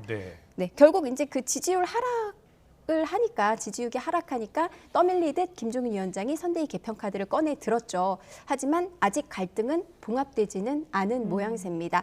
그리고 김종인 위원장이 오늘 의원총회에 참석을 했거든요. 원래는 윤석열 후보가 참석해서 발언을 할 예정이었는데 이제 윤석열 후보의 일정이 잠정 중단되면서 김종인 위원장이 참석을 했습니다. 근데 여기서 김종인 위원장이 그 윤석열 후보가 연기만 잘하면 선거에 승리할 수 있다는 발언을 했습니다.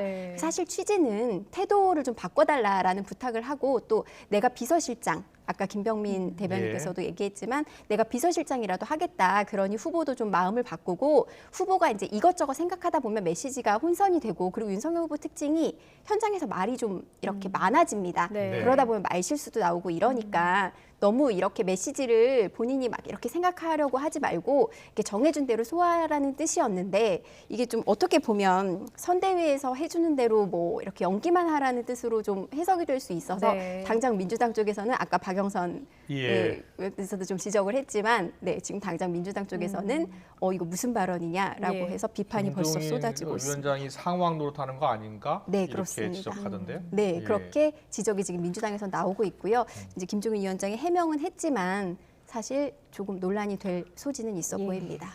윤석열 후보가 국민을 대할 때 진심으로 대해야 되는 거 아닙니까? 연기를 한다는 게 좀 이해를 할 수 그렇죠. 없는 그러니까 그런 측면으로 이제 국민들에게 와닿는다면 이게 또 조금 마이너스가 될 요소가 될 수 있을 것 같습니다. 알겠습니다. 선대위가 어떻게 쇄신하는지 좀 지켜봐야 될 텐데 사실 선대위 쇄신 민주당이 먼저 하지 않았습니까? 네, 그렇습니다. 2달 전이었죠. 2달 됐나요? 11월 중순쯤에 이재명 후보 선대위도 비슷한 과정을 거쳤습니다. 그때도 이재명 후보의 지지율이 떨어졌을 때입니다. 네, 11월 중순이니까 이제 윤석열 후보가 국민의힘 후보로 확정이 되면서 컨벤션 효과로 올라가고 이재명 후보는 이제 박스권에서 넘어가지 못할 때 민주당에서도 쇄신론이 불거졌죠. 그래서 그때도 본부장과 당직 사퇴가 이어졌습니다. 몽골 기병 나오고 그럴 때. 네, 맞습니다. 어떻게 보면 좀 데자비 같기도 하죠. 이게 사실 과거 대선이나 다른 선거를 봐도 좀 비슷하게 되풀이되는 과정이기도 합니다. 그렇군요. 지지율이 정체기일 때 뭔가 선대위 개편으로 지지율 반등의 계기를 마련한다고 볼 수 있을 것 같습니다. 그래서 주말 윤석열 후보가 큰절을 했는데요. 이건 역시 데자비의 느낌이 납니다. 영상으로 준비해봤는데요. 볼까요? 네, 함께 보시죠.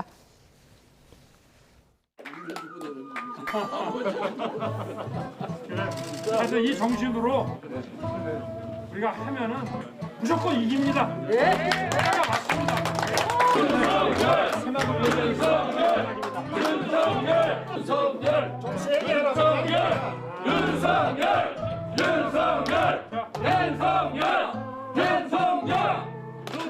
자, 우리 조직본부 화이팅!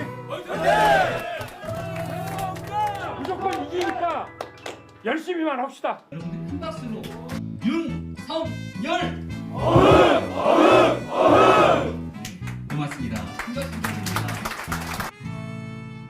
국민 여러분께 희망을 드리는 뜻에서 제가 우리 선대위를 대표해서 국민께 절을 올리겠습니다.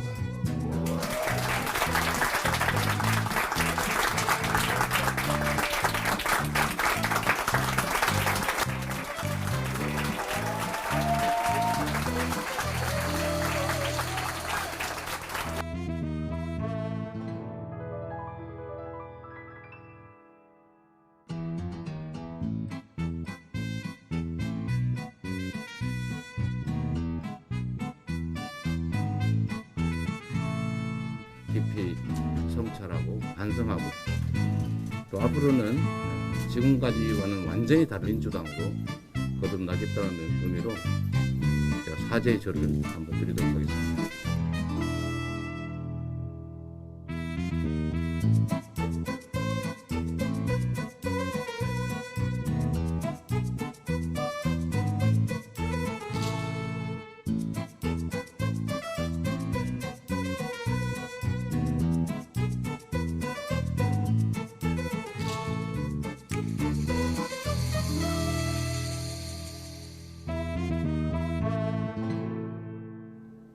모아놓고 보니까 이재명 후보도 참 절을 많이 했었네요. 네, 그렇습니다. 윤석열 후보는 이번 절이 처음이고요. 이재명 후보 그동안 좀 많이 했습니다.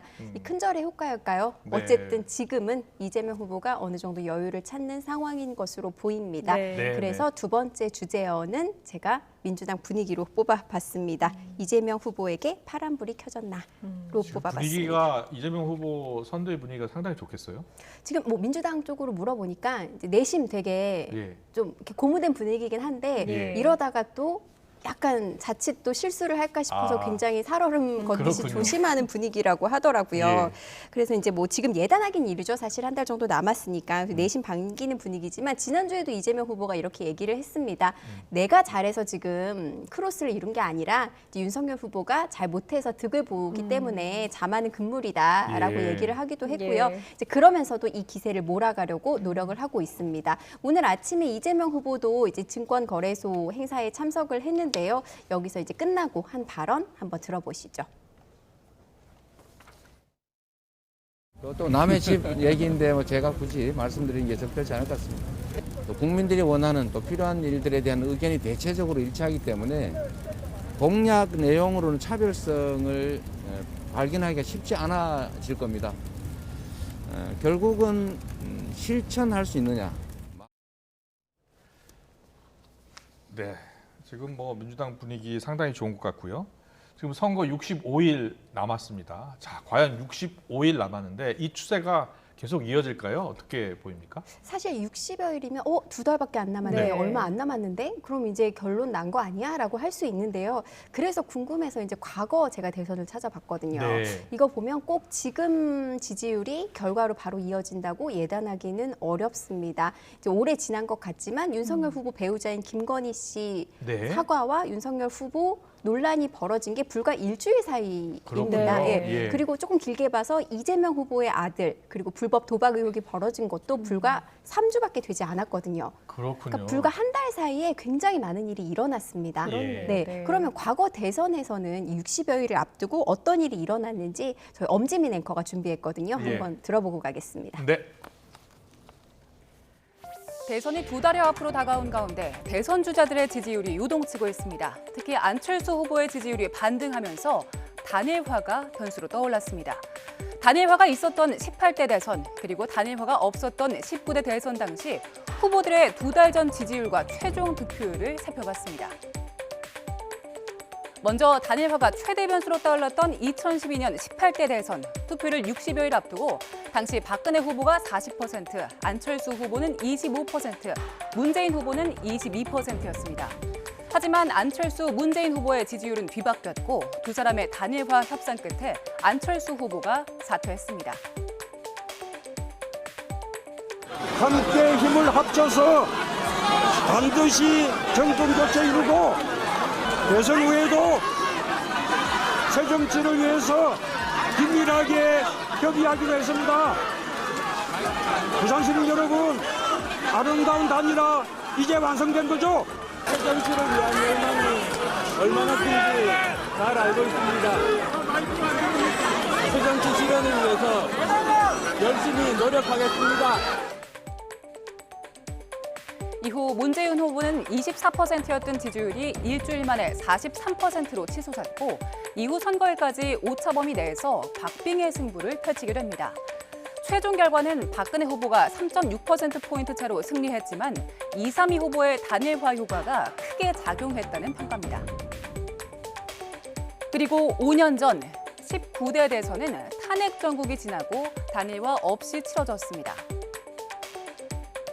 역시 2달 전 지지율을 보면 당시 문재인 후보는 32%로 2위, 안철수 후보가 9%로 2위, 홍준표 후보는 1%에 불과했습니다. 하지만 대선을 한 달 앞두고 안철수 후보는 35%까지 지지율이 급상승하며 38%의 문재인 후보를 바짝 추격했습니다. 당시 홍준표 후보는 7%로 크게 밀렸습니다.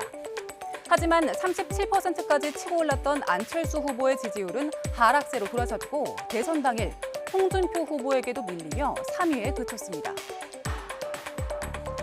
보신 것처럼 과거 18대와 19대 대선 때는 2달 전에 지지율 1위를 달리던 후보가 결국 당선까지 되는 결과를 보여줬습니다. 다만 18대 대선 때 단일화가 막판까지 승부를 예측할 수 없는 박빙의 승부를 펼치게 한 최대 변수로 작용한 것은 분명합니다. 이번 20대 대선에는 과연 단일화가 성사될지 또 단일화가 최대 변수가 될지는 아직 아무도 모릅니다. 다만 정치는 생물이라고 표현할 만큼 단일화 등 역동적인 흐름이 나타날 수 있기 때문에 이번 대선도 마지막 투표함이 열릴 때까지 안개 속 흐름이 이어질 거란 전망입니다. 네, 18대 19의 대선을 보니까요. 특징이 한 달 정도 앞두고는 1, 2 후보의 지지율이 붙습니다. 네, 그렇습니다. 양쪽의 지지층이 결집하기 때문일까요? 어떻게 보세요? 여러 가지 요소가 있을 것 같습니다. 예. 사실 뭐 단순히 결집한다고 해서 이렇게 붙는다고 단순히 해석하기 좀 어려울 것 같고요. 물론 예. 그 영향도 있겠죠. 예. 근데 이제 한 달 전에 나온 여론조사가 결과로 이어진다라는 분석이 꽤 많거든요. 예. 근데 보면 지지율이 굉장히 붙었을 때 네. 이제 그게 거기를 넘느냐 안 넘느냐는 선거 때마다 지금 18대 19대 대선만 네. 봤는데 과거에 보면 조금 뭐 다른 경우도 있긴 그렇군요. 있거든요. 여러 가지 그래서 변수가 있겠죠? 네, 예. 그렇습니다. 60여일이 결코 짧은 시간은 아닙니다. 그렇군요. 네. 뭐 앞서서 단일화를 하느냐 마느냐 뭐 이런 이야기들이 나왔는데 이번에도 변수가 될 수 있잖아요. 그렇다 네. 보니까 몸값 오른 선수가 있잖아요. 네, 그렇습니다. 뭐 그렇게 표현하기는 좀 네. 그렇지만 네, 몸값이 오른 분 바로 국민의당 안철수 후보입니다. 과거 이제 18대 19대 대선 때도 계속 거론이 됐던 그렇네요. 분이죠. 네. 네. 이번 이제 여론조사, 앞선 여론조사에서 제가 이제 1, 2위만 보면서 넘어갔었는데요. 일부 조사에서는 안철수 후보의 지지율이 10%를 넘었다는 조사도 있습니다. 네, 이게 아까 제가 보여드렸던 동아일보와 중앙일보 조사인데요. 오른쪽에 나가고 있는 중앙일보 조사를 보면 안철수 후보의 지지율이 10.1%로 나타납니다. 예. 그러니까 최근 이제 뭐 비호감 대선이라고 하죠. 그 두 후보의 의혹이 불거지고 그리고 이제 뭐 좀 실수도 반복되고 두 후보 다 못 찍겠다 하는 분들이 약간 안철수 후보 쪽으로 이동을 했다고 볼 수가 있겠습니다. 네. 또 예, 예. 이 안철수 후보의 지지율이 올라간 여론조사를 보면 부동층이 조금 줄어든 결과도 나오거든요. 그래서 실제로 조금 이동했다고 볼 수 있겠고요. 오늘 아침 안철수 후보의 발언에서 이런 자신감이 조금 묻어납니다. 영상 준비해봤습니다. 역대 최악의 비호감 대선판이 이러한 한국 정치의 부진성을 압축적으로 보여주고 있는 겁니다. 우리가 이대로 갈 수는 없지 않습니까? 너무 거짓과 가식이 많습니다. 누가 써준 것을 달달 읽거나 외워서 나오는 것이 아닙니다. 그래서 닥치고 정권교체가 아닌 더 좋은 정권교체를 말씀드리는 겁니다. 서초동과 대장동을 잘 아는 사람이 아니라 시대의 흐름에 대해 잘 아는 사람이 지금 대한민국에서 가장 필요한 리더십이라고 생각합니다.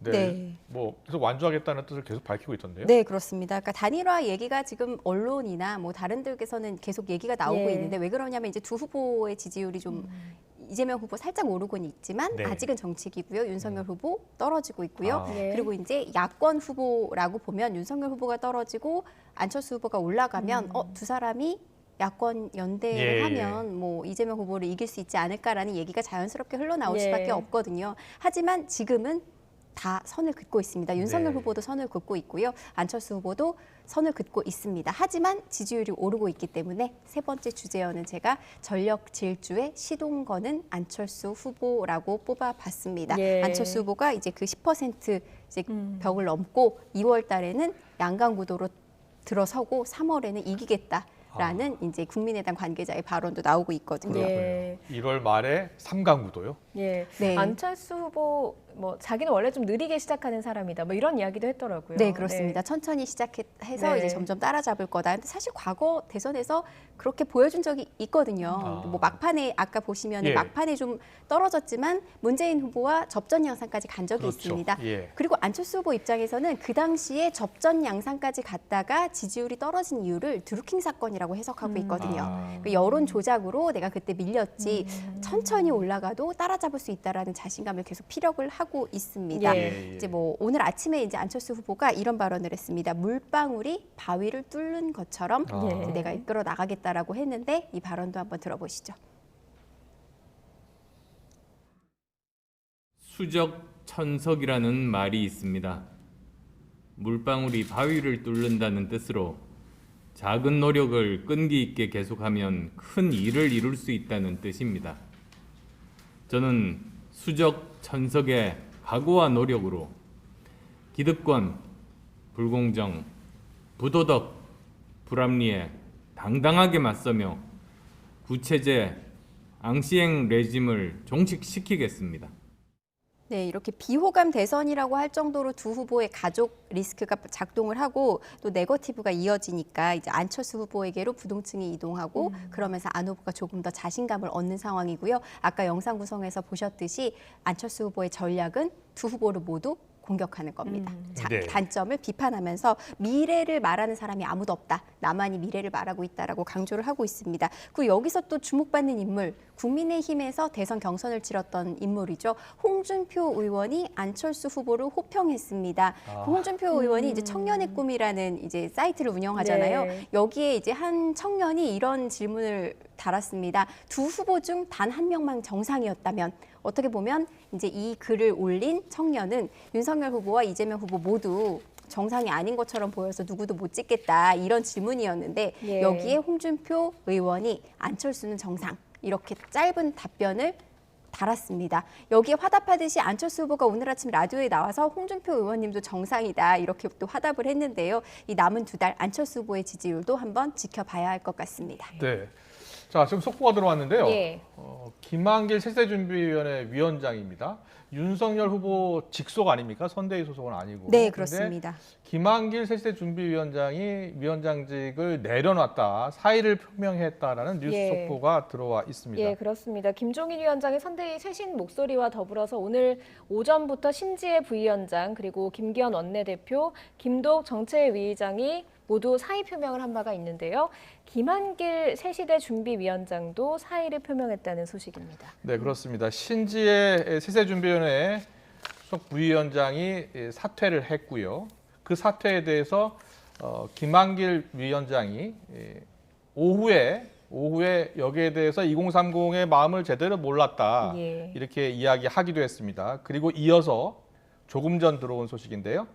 김한길 세세준비위원장이 사의를 표명했다는 뉴스 속보 들어와 있습니다. 예. 자, 이거 김한길 세세준비위원장은 통합 또 미래를 준비했고 윤석열 후보 직속 아니었습니까? 이거 네, 어떤 그렇습니다. 의미가 있을까요? 지금 저도 방금 예. 소식을 접했는데요. 네. 지금 김한길 위원장이 사의 표명을 하면서 예. 그 아침에 신지혜 수석 부위원장이죠. 그렇습니다. 예, 새시대 준비의 신지혜 수석 부위원장이 사퇴를 했을 때 이런 입장을 밝혔습니다. 입장문을 내서 예. 그에게 덧씌워진 오해를 넘어서지 못한 데 대한 책임을 통감한다. 네. 라는 입장을 밝혔거든요. 그랬군요. 네, 예. 그러니까 뭐 두 가지로 볼 수 있을 것 같습니다. 첫 번째는 이제 화합을 위해서 신지혜 수석 부위원장도 영입하고 이제 세대 갈등을 봉합하려고 했는데 이게 오히려 약간 세대 갈등, 20대 그러니까 젊은 층의 젠더 갈등을 부추기면서 오히려 지지율이 빠져나가는 결과를 예. 초래한 데 대한 책임을 예. 지는 이런 의미로 해석을 할 수 있을 것 같습니다. 네, 민주당에서는 김한길 위원장이 창당을 준비한다. 네. 그런 이야기가 들린다. 이렇게 네, 주장하기도 했잖아요. 그렇습니다. 그래서 제가 두 가지로 말씀드린 게 하나는 이제 신지혜 수석 부위원장의 사퇴 그리고 이제 그 신지혜 수석 부위원장을 영입하면서 불거졌던 이제 젠더 갈등 그에 예. 따른 젊은 층 이탈에 대한 책임을 진 것으로 보이고요. 또 하나는 지금 앵커께서 말씀하신 그 새시대 준비위원회의 이제 활동에 대해서 국민의힘 골수 지지층들은 그런 예. 얘기를 했거든요. 민주당에서도 이제 공격성으로 얘기를 했지만 나중에 윤석열 후보가 대권을 잡게 되면 예. 새시대준비위원회를 중심으로 별도로 창당을 하는 거 아니냐. 그럼 결국 국민의힘을 버리고 새로운 세력을 만들려는 정계 개편이 아니냐라는 해석도 계속 나왔거든요. 그래서 네. 이에 대해서 김종인 위원장이 해명도 했었습니다. 그리고 김한길 위원장도 해명을 했었고요. 이 두 가지 측면에서 이 논란을 종식시키고 이제 지지율 하락에 대한 책임을 지는 자세로 풀이할 수 있을 것 같습니다. 네, 국민의힘 선대위 개편 속보가 계속 들어오고 있습니다. 속보 들어오는 대로 전해드리겠습니다. 여야 반장 큐, 오늘은 이정미 기자와 함께했습니다. 잘 들었습니다. 고맙습니다. 고맙습니다.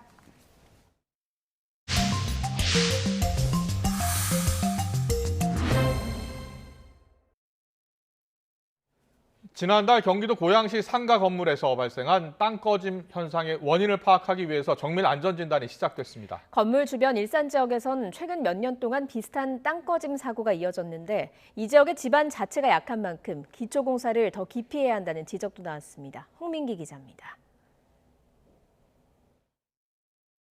땅 꺼짐이 일어난 경기도 고양시 마두역 근처 상가 건물. 땅 꺼짐 원인을 파악하기 위해 정밀 측정 장비가 투입됐습니다. 한국건설안전협회 소속 전문가들도 고양시 관계자들과 건물 안으로 들어갔습니다.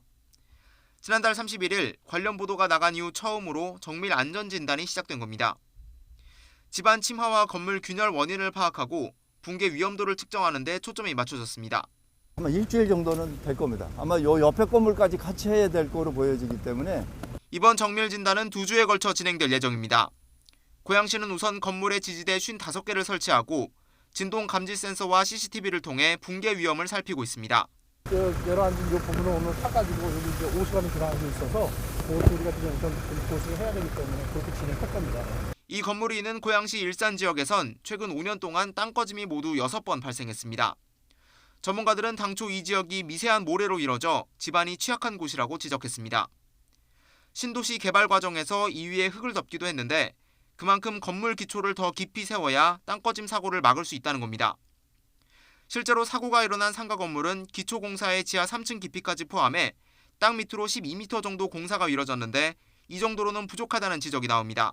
경기도 일산은 농경지였고 농경지는 일반적으로 퇴적지예요. 기초의 위치가 더 깊었으면은 고양시는 안전진단 결과 붕괴 위험이 없다는 게 확인돼야 입주시설의 영업을 허용할 예정입니다.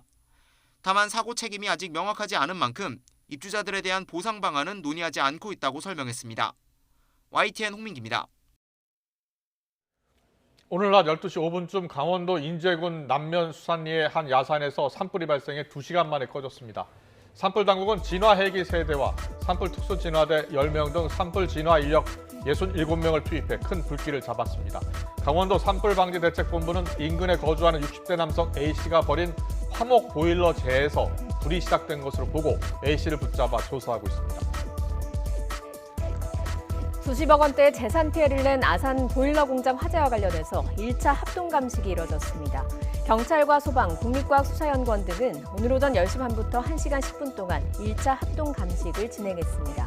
경찰은 전기와 가스 등 다양한 원인을 염두에 두고 조사를 진행했다고 밝혔습니다.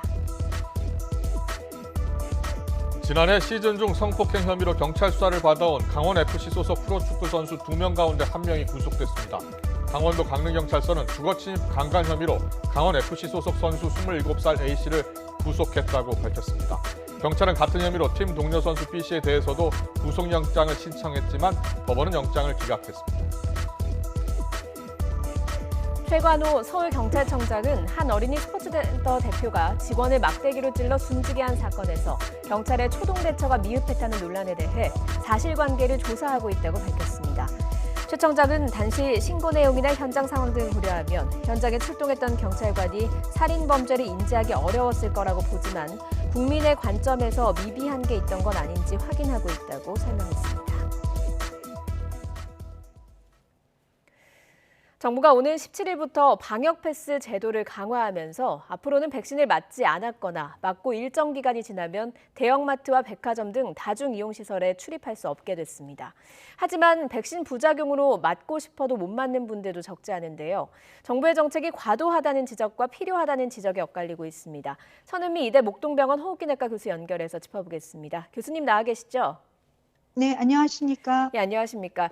교수님도 건강상의 이유로 백신 접종을 완료하지 못했다라고 밝히셨습니다. 맞습니까? 네, 그렇습니다. 저는 원래 그 항생제 대부분의 알러지를 갖고 있었고, 신종플루 때 호흡기 의사였기 때문에 몸이 좀 안 좋은 상태에서 백신 접종을 한 이후에 조금 흉통이나 호흡곤란처럼 심각한 부작용으로 면역 상태가 좀 많이 저하가 된 상태였습니다. 예. 그 후에는 백신 접종을 하지 못했었고요. 네, 그러다가 이번에 백신 접종을 하게 되었습니다. 예, 1차 접종 때 부작용을 겪으셨던 거죠? 네, 그렇습니다. 예, 어떤 부작용을 사실- 겪으셨는지요? 사실 제가 1차 접종을 맞기까지는 정말로 많은 고민을 했었고요. 제가 코로나 환자를 보는 입장이고 또 시청자분들에게 정보를 주는 입장에서 이것을 꼭 맞아서 제가 어떤 부작용 오더라도 한번 맞아야 되지 않나 하는 예. 그런 정말 솔직히 목숨을 건다는 느낌 그런 분들이 있으셨을 거예요. 접종을 했습니다만 한 3일 정도 지나면서 정부가 잘 모르는 하지만 많은 분들이 겪고 있는 부작용일 겁니다. 생활이 어지러울 정도로 어지러움이라든지 출혈, 안정, 시력 저하, 멍이 수시로 들고 저림 증상 때문에 거의 일상 운동을 할 수 없는 그런 부작용들이 단기간이 아니라 상당 기간 시행이 되었고 제가 낮았던 백혈구가 조금 더 떨어졌었죠. 하지만 네. 이런 부작용은 저처럼 특수한 체질인 경우에 올 수 있는 거지 대부분의 분에는 문제는 없는 것으로 알고 있고 저희 부모님들이나 가족들은 성인들은 다 접종을 하셨습니다. 다만 연령이 높으신 분들에 비해서 젊으신 분들은 대부분 일부 부작용들이 있는 부분이 저는 상당히 있는 것으로 알고 있습니다. 예, 교수님 그런데 의사가 2차 접종 부적합하다 이런 좀 심각한 부작용을 겪을 경우에는 그런 부적합 판정을 내릴 수가 있잖아요. 그런데 인정되지 않는 겁니까? 네, 지금 질병청에서 인정하는 부작용은 희귀혈전, 심근염, 아나필락시스 쇼크 3가지밖에 안 됩니다. 제가 직접 저도 갔었고요. 예. 그런데 이 3가지는 사실은 심근염 같은 저도 흉통을 2달 동안 겪었는데요. 심근염이 진단이 잘 안 됩니다. 그러니까 써주지를 못하는 거죠. 하지만 본인으로서는 그 1차 접종 후에 그런 심각한 증상이 있다면 2차를 맞기가 어렵습니다. 그렇죠. 그런 여러 네. 가지 검사를 통해서 의료진이 이분은 그런 증상이 있었고 가능성이 높다는 진단이 나온다면 진단서를 통해서 저는 정부가 질병청에서 이런 분들에 대해서는 예외서를 써주셔야 이런 분들에 대한 어떤 소수의 배려가 될 거라고 생각합니다. 지금은 이 정도 부작용 가지고는 그 진단서가 인정되지 않는 건 맞는 거군요. 네, 진단서 가지고 되는 것이 아니라 네. 그 아나필락시 쇼크 같은 거는 접종 시에 신고가 되어야 되고요. 지금처럼 확실하게 진단이 돼야 되지만 이 3가지 질병은 굉장히 희귀한 부작용이고 우리가 일반적으로 볼 수 없는 그런 부작용이지만 제가 지금 말씀드린 여러 가지 부작용들은 우리나라에서는 지금 신고에 들어가지 않는 부작용이지만 사실 임상 3상에 나오지 않았던 수많은 부작용들이 있습니다. 예. 네, 교수님. 예. 네, 교수님 지금 목소리가 제대로 들어오지 않고 있어서요. 다시 한번 연결해 보겠습니다. 교수님 연결돼 계십니까? 네, 죄송합니다. 네, 네, 괜찮습니다.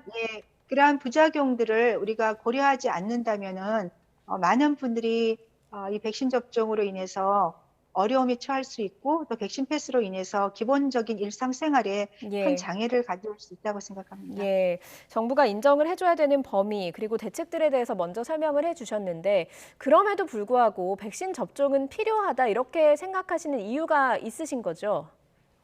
네, 저처럼 이 소수의 어떤 특수 체질이나 부작용을 겪으신 분들을 제외하고 대부분의 분들은 백신 접종을 통해서 우울증이나 사망 예방 효과는 연구에 나와 있는 것이고 제가 시청자분들에게 드리는 말씀은 대부분 연구 결과들을 말씀드린 거였습니다. 네, 그렇기 때문에 대부분의 입장에서 백신 접종은 이득이 높지만 저와 같은 소수 또 저보다 훨씬 어려움에 처해 있는 여러분들이 계실 겁니다. 네, 그분들에 대한 배려를 부탁드리고 싶습니다. 예, 정부가 백화점이나 대형마트를 대상으로 방역 패스 도입할 거라고 밝혔습니다. 그러니까 이제 식당에서는 한 사람이 밥을 먹을 수는 있는데 뭐 장 볼 때는 한 사람이 안 된다. 이래서 찬반 논란이 많거든요.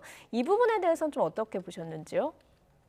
우리가 마스크를 쓸 수 있는 공간과 쓰지 못하는 공간을 저는 나눠야 된다고 생각합니다. 예. 우리가 학생 백신 패스가 문제가 되는 것이 학교와 학원은 둘 다 마스크를 쓸 수 있는 공간인데 학원은 백신 패스를 해야 된다는 거죠. 그런데 마찬가지로 마트와 백화점은 마스크를 쓰는 공간이고 마스크를 벗지 않습니다. 그렇다면 감염의 위험이 거의 없죠. 저는 개인적으로 마스크를 쓰고서 진료 시에 코로나19 환자한테 노출이 된 경우가 여러 번 있었지만 감염이 되지 않았습니다. 예. 지금 지하철이라든지 다른 우리가 대중교통에서는 사실 밀도가 훨씬 높지만 백신 패스가 적용되지 않습니다. 네. 저는 좀 더 과학적이고 합리적인 형평성이 있는 백신 패스가 필요하다고 생각이 들고요. 앞으로는 이 코로나19가 일상생활과 같이 갈 거기 때문에 백신 패스를 적용하기보다는 완화한 쪽으로 가는 것이 맞다고 생각합니다. 그런데 교수님 이렇게 백화점이나 대형마트 방역 패스 도입하는 거 정부에서도 많이 고민을 했을 거고 이유가 있을 것 아닙니까? 형평성 논란이 일었다. 그래서 형평성에 맞추겠다라는 이야기를 했었는데 정부가 왜 이런 결정을 내린 걸까요? 네, 정부의 어떤 결정에도 분명 이유가 있을 것으로 생각합니다만 지금 이런 여러 가지 병원, 백화점, 마트 이런 곳들은 우리의 기본 생활과 연관이 된 것이고요. 이게 백신을 맞지 못한 분들이나 이런 분들은 식당에 갈 수가 없기 때문에 집에서 생활을 하게 됩니다. 네, 그런 분들에 대한 일상 제약을 어느 정도 주지 않는 범위에서 저는 백신 패스가 필요하다고 생각합니다. 예. 해외에서는 어떻습니까? 이렇게 방역 패스 좀 강력하게 적용하는 국가들이 많습니까? 네, 일부 국가는 있지만 대부분의 나라에서는 그래도 어느 정도 우리가 일상생활을 할 수 있는 공간에서는 예, 교수님 다시 한번 그 목소리가 제대로 들리지 않아서요. 혹시 교수님 지금 오디오 상태 한번 점검해 주실 수 있겠습니까? 네, 지금 괜찮습니다. 네, 교수님 해외에서는 어떻게 하고 있는지 저희가 그 부분부터 듣지 못했거든요. 다시 한번 설명을 좀 해주시죠.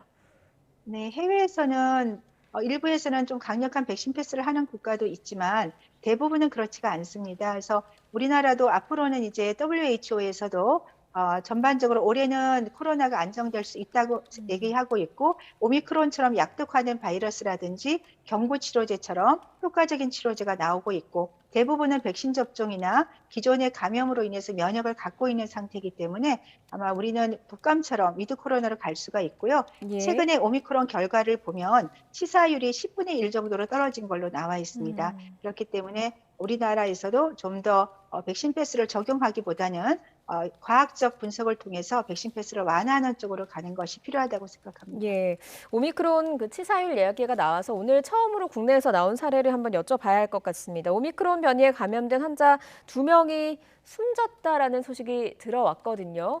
오미크론이 확산할수록 좀 위험한 것 같은데 어떻습니까? 네, 그분들은 이제 요양시설에 계시는 분들은 굉장히 면역이 떨어진 분이죠. 예. 저희가 말하는 기저질환은 이런 분들을 얘기합니다. 이런 분들은 감기에 걸리셔도 위중증으로 갈 수 있기 때문에 이런 분들에 대한 저는 부스터는 필요할 수 있다고 생각하지만 우리가 1차나 2차를 접종한 경우에는 위중증 예방률이 80에 90%가 됩니다. 기본적으로 건강하신 분들은 1, 2회 접종을 통해서 면역을 획득을 하고 방역을 잘 지키고 그리고 감염이 되면 경구치료제와 같은 항체치료제처럼 효과적인 치료제를 우리가 사용하면서 이 위드 코로나를 이겨갈 수 있다고 생각합니다. 예, 그러니까 교수님은 부작용을 1차를 맞고 겪은 사람들에 대해서는 좀 배려하는 정책, 그런 것들이 필요하고 건강하신 분들은 1, 2회 접종을 통해서 위중증으로 가지 않는 그런 백신 접종 대책도 필요하다. 양쪽으로 가야 된다라는 말씀이신 것 같은데 맞습니까? 네, 그렇습니다. 그리고 접종 후에 돌파 감염이 다 됩니다. 지금 이스라엘을 보면 3차 부스터를 했지만 6천 명의 확진자가 나오고 있습니다. 네. 일본은 부스터가 0.4%거든요.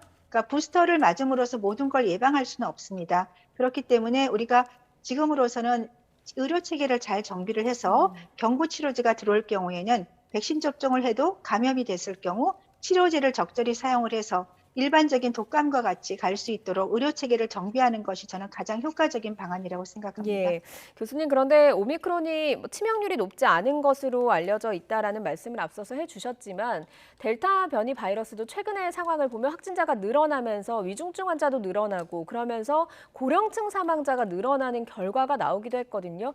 결국엔 오미크론도 확산을 하게 되면 고령층의 경우에는 치명률이 높아질 수도 있는 건 아니겠습니까? 네, 그렇기 때문에 의료 체계가 중요합니다. 지금 네. 제가 보는 환자들이 11월, 12월에 병상이 부족했기 때문에 일찍 퇴원을 하거나 재택에 계시다가 중증으로 가신 분들이 중환자실에서 계십니다. 지금 제 외래로 코로나19 치료를 재택에서 치료를 하실 때 어떤 항체 치료제나 이런 치료제가 적절히 되지 않아서 폐렴으로 오시는 분들도 계시고요. 그러니까 이런 분들을 하기 위해서는 의료 체계가 정비가 돼야 되는 거죠. 만일 이분들이 조기에 치료를 받으셨다면은 중증이나 사망을 현저히 낮출 수가 있고요. 경구 치료제만 해도 10분에 10명 중에 9명이 입원을 하지 않고요. 예. 항체 치료제도 80%가 입원을 하지 않기 때문에 저는 앞으로 정부가 의료 체계 정비를 통해서 이런 분류, 무조건 재택을 하시는 것이 아니라 고령자, 기저질환자는 병상에서 바로 치료를 하고 건강하시고 예방접종이 되신 분들에 한해서 재택을 하는 이런 쪽으로 방향을 좀 전략을 짜는 것이 필요하다고 생각합니다. 예, 알겠습니다. 코로나19 방역 패스 논란과 관련해서 어떤 좀 대책이 필요할지 한번 짚어봤습니다. 천은미 이대목동병원 호흡기내과 교수였습니다. 여기까지 뵙겠습니다. 고맙습니다. 감사합니다.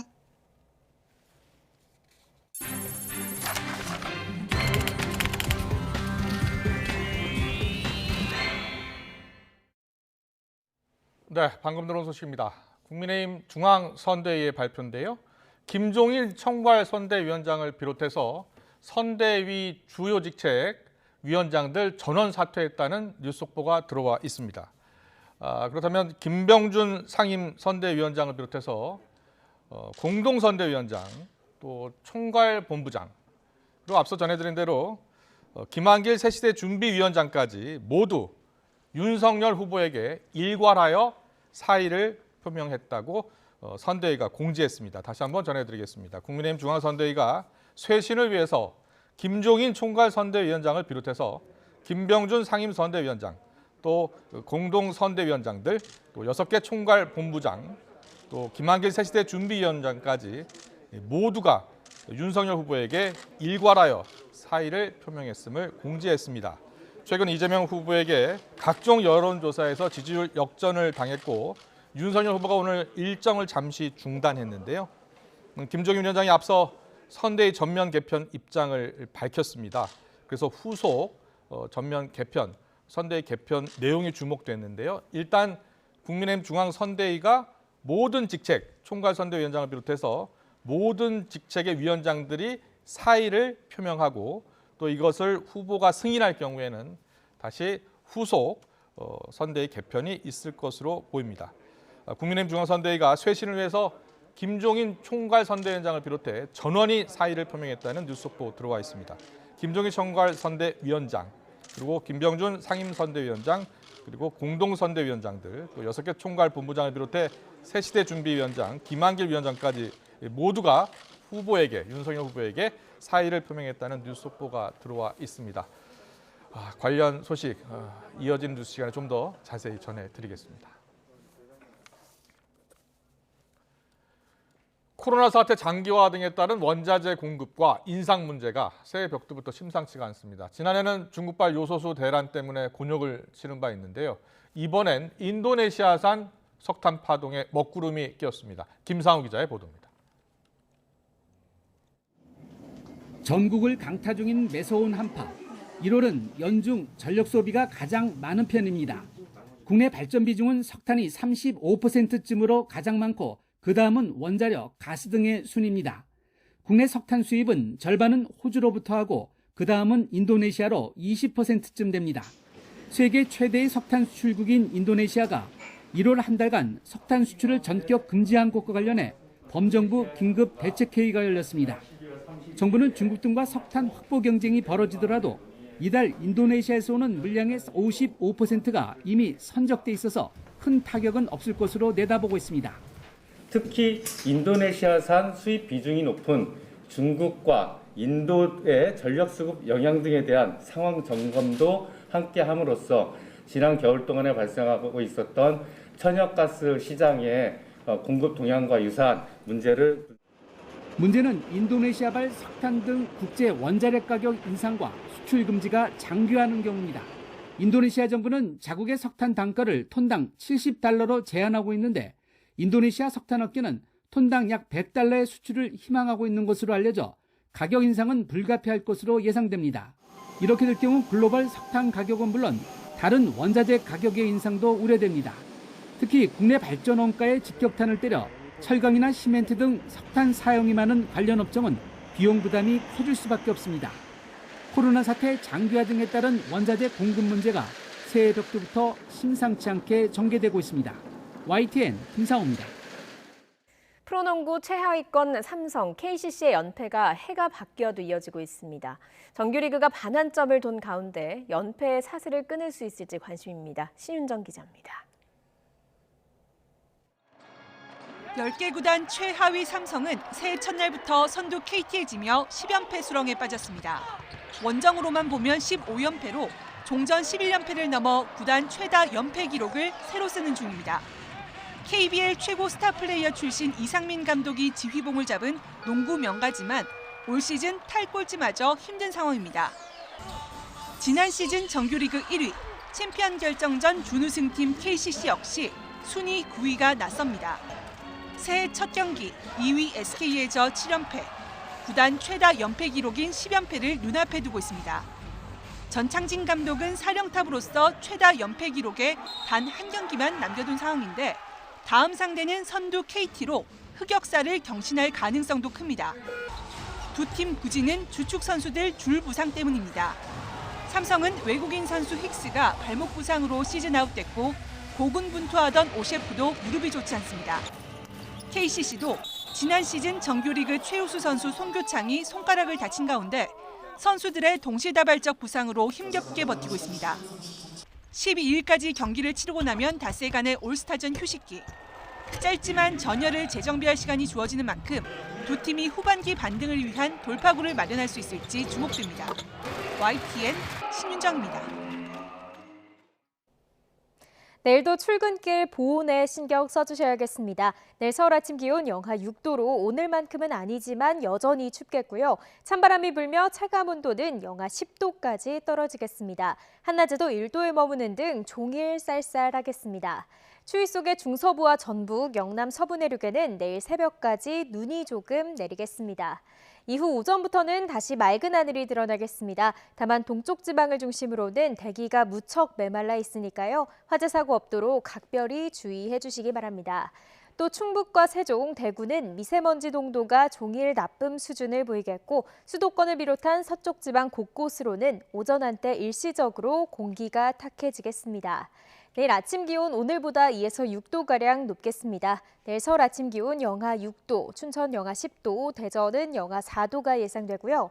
낮 기온은 오늘과 비슷하겠습니다. 내일 낮 기온 서울 1도, 대전 4도, 부산은 9도가 예상됩니다. 주 중반까지 제주도에만 비나 눈이 내리겠고 추위는 주 후반쯤 풀릴 전망입니다. 지금까지 날씨 정보였습니다. 네, 이어서 저녁 종합 뉴스 이브닝 뉴스가 방송됩니다. 시청해주신 여러분 고맙습니다.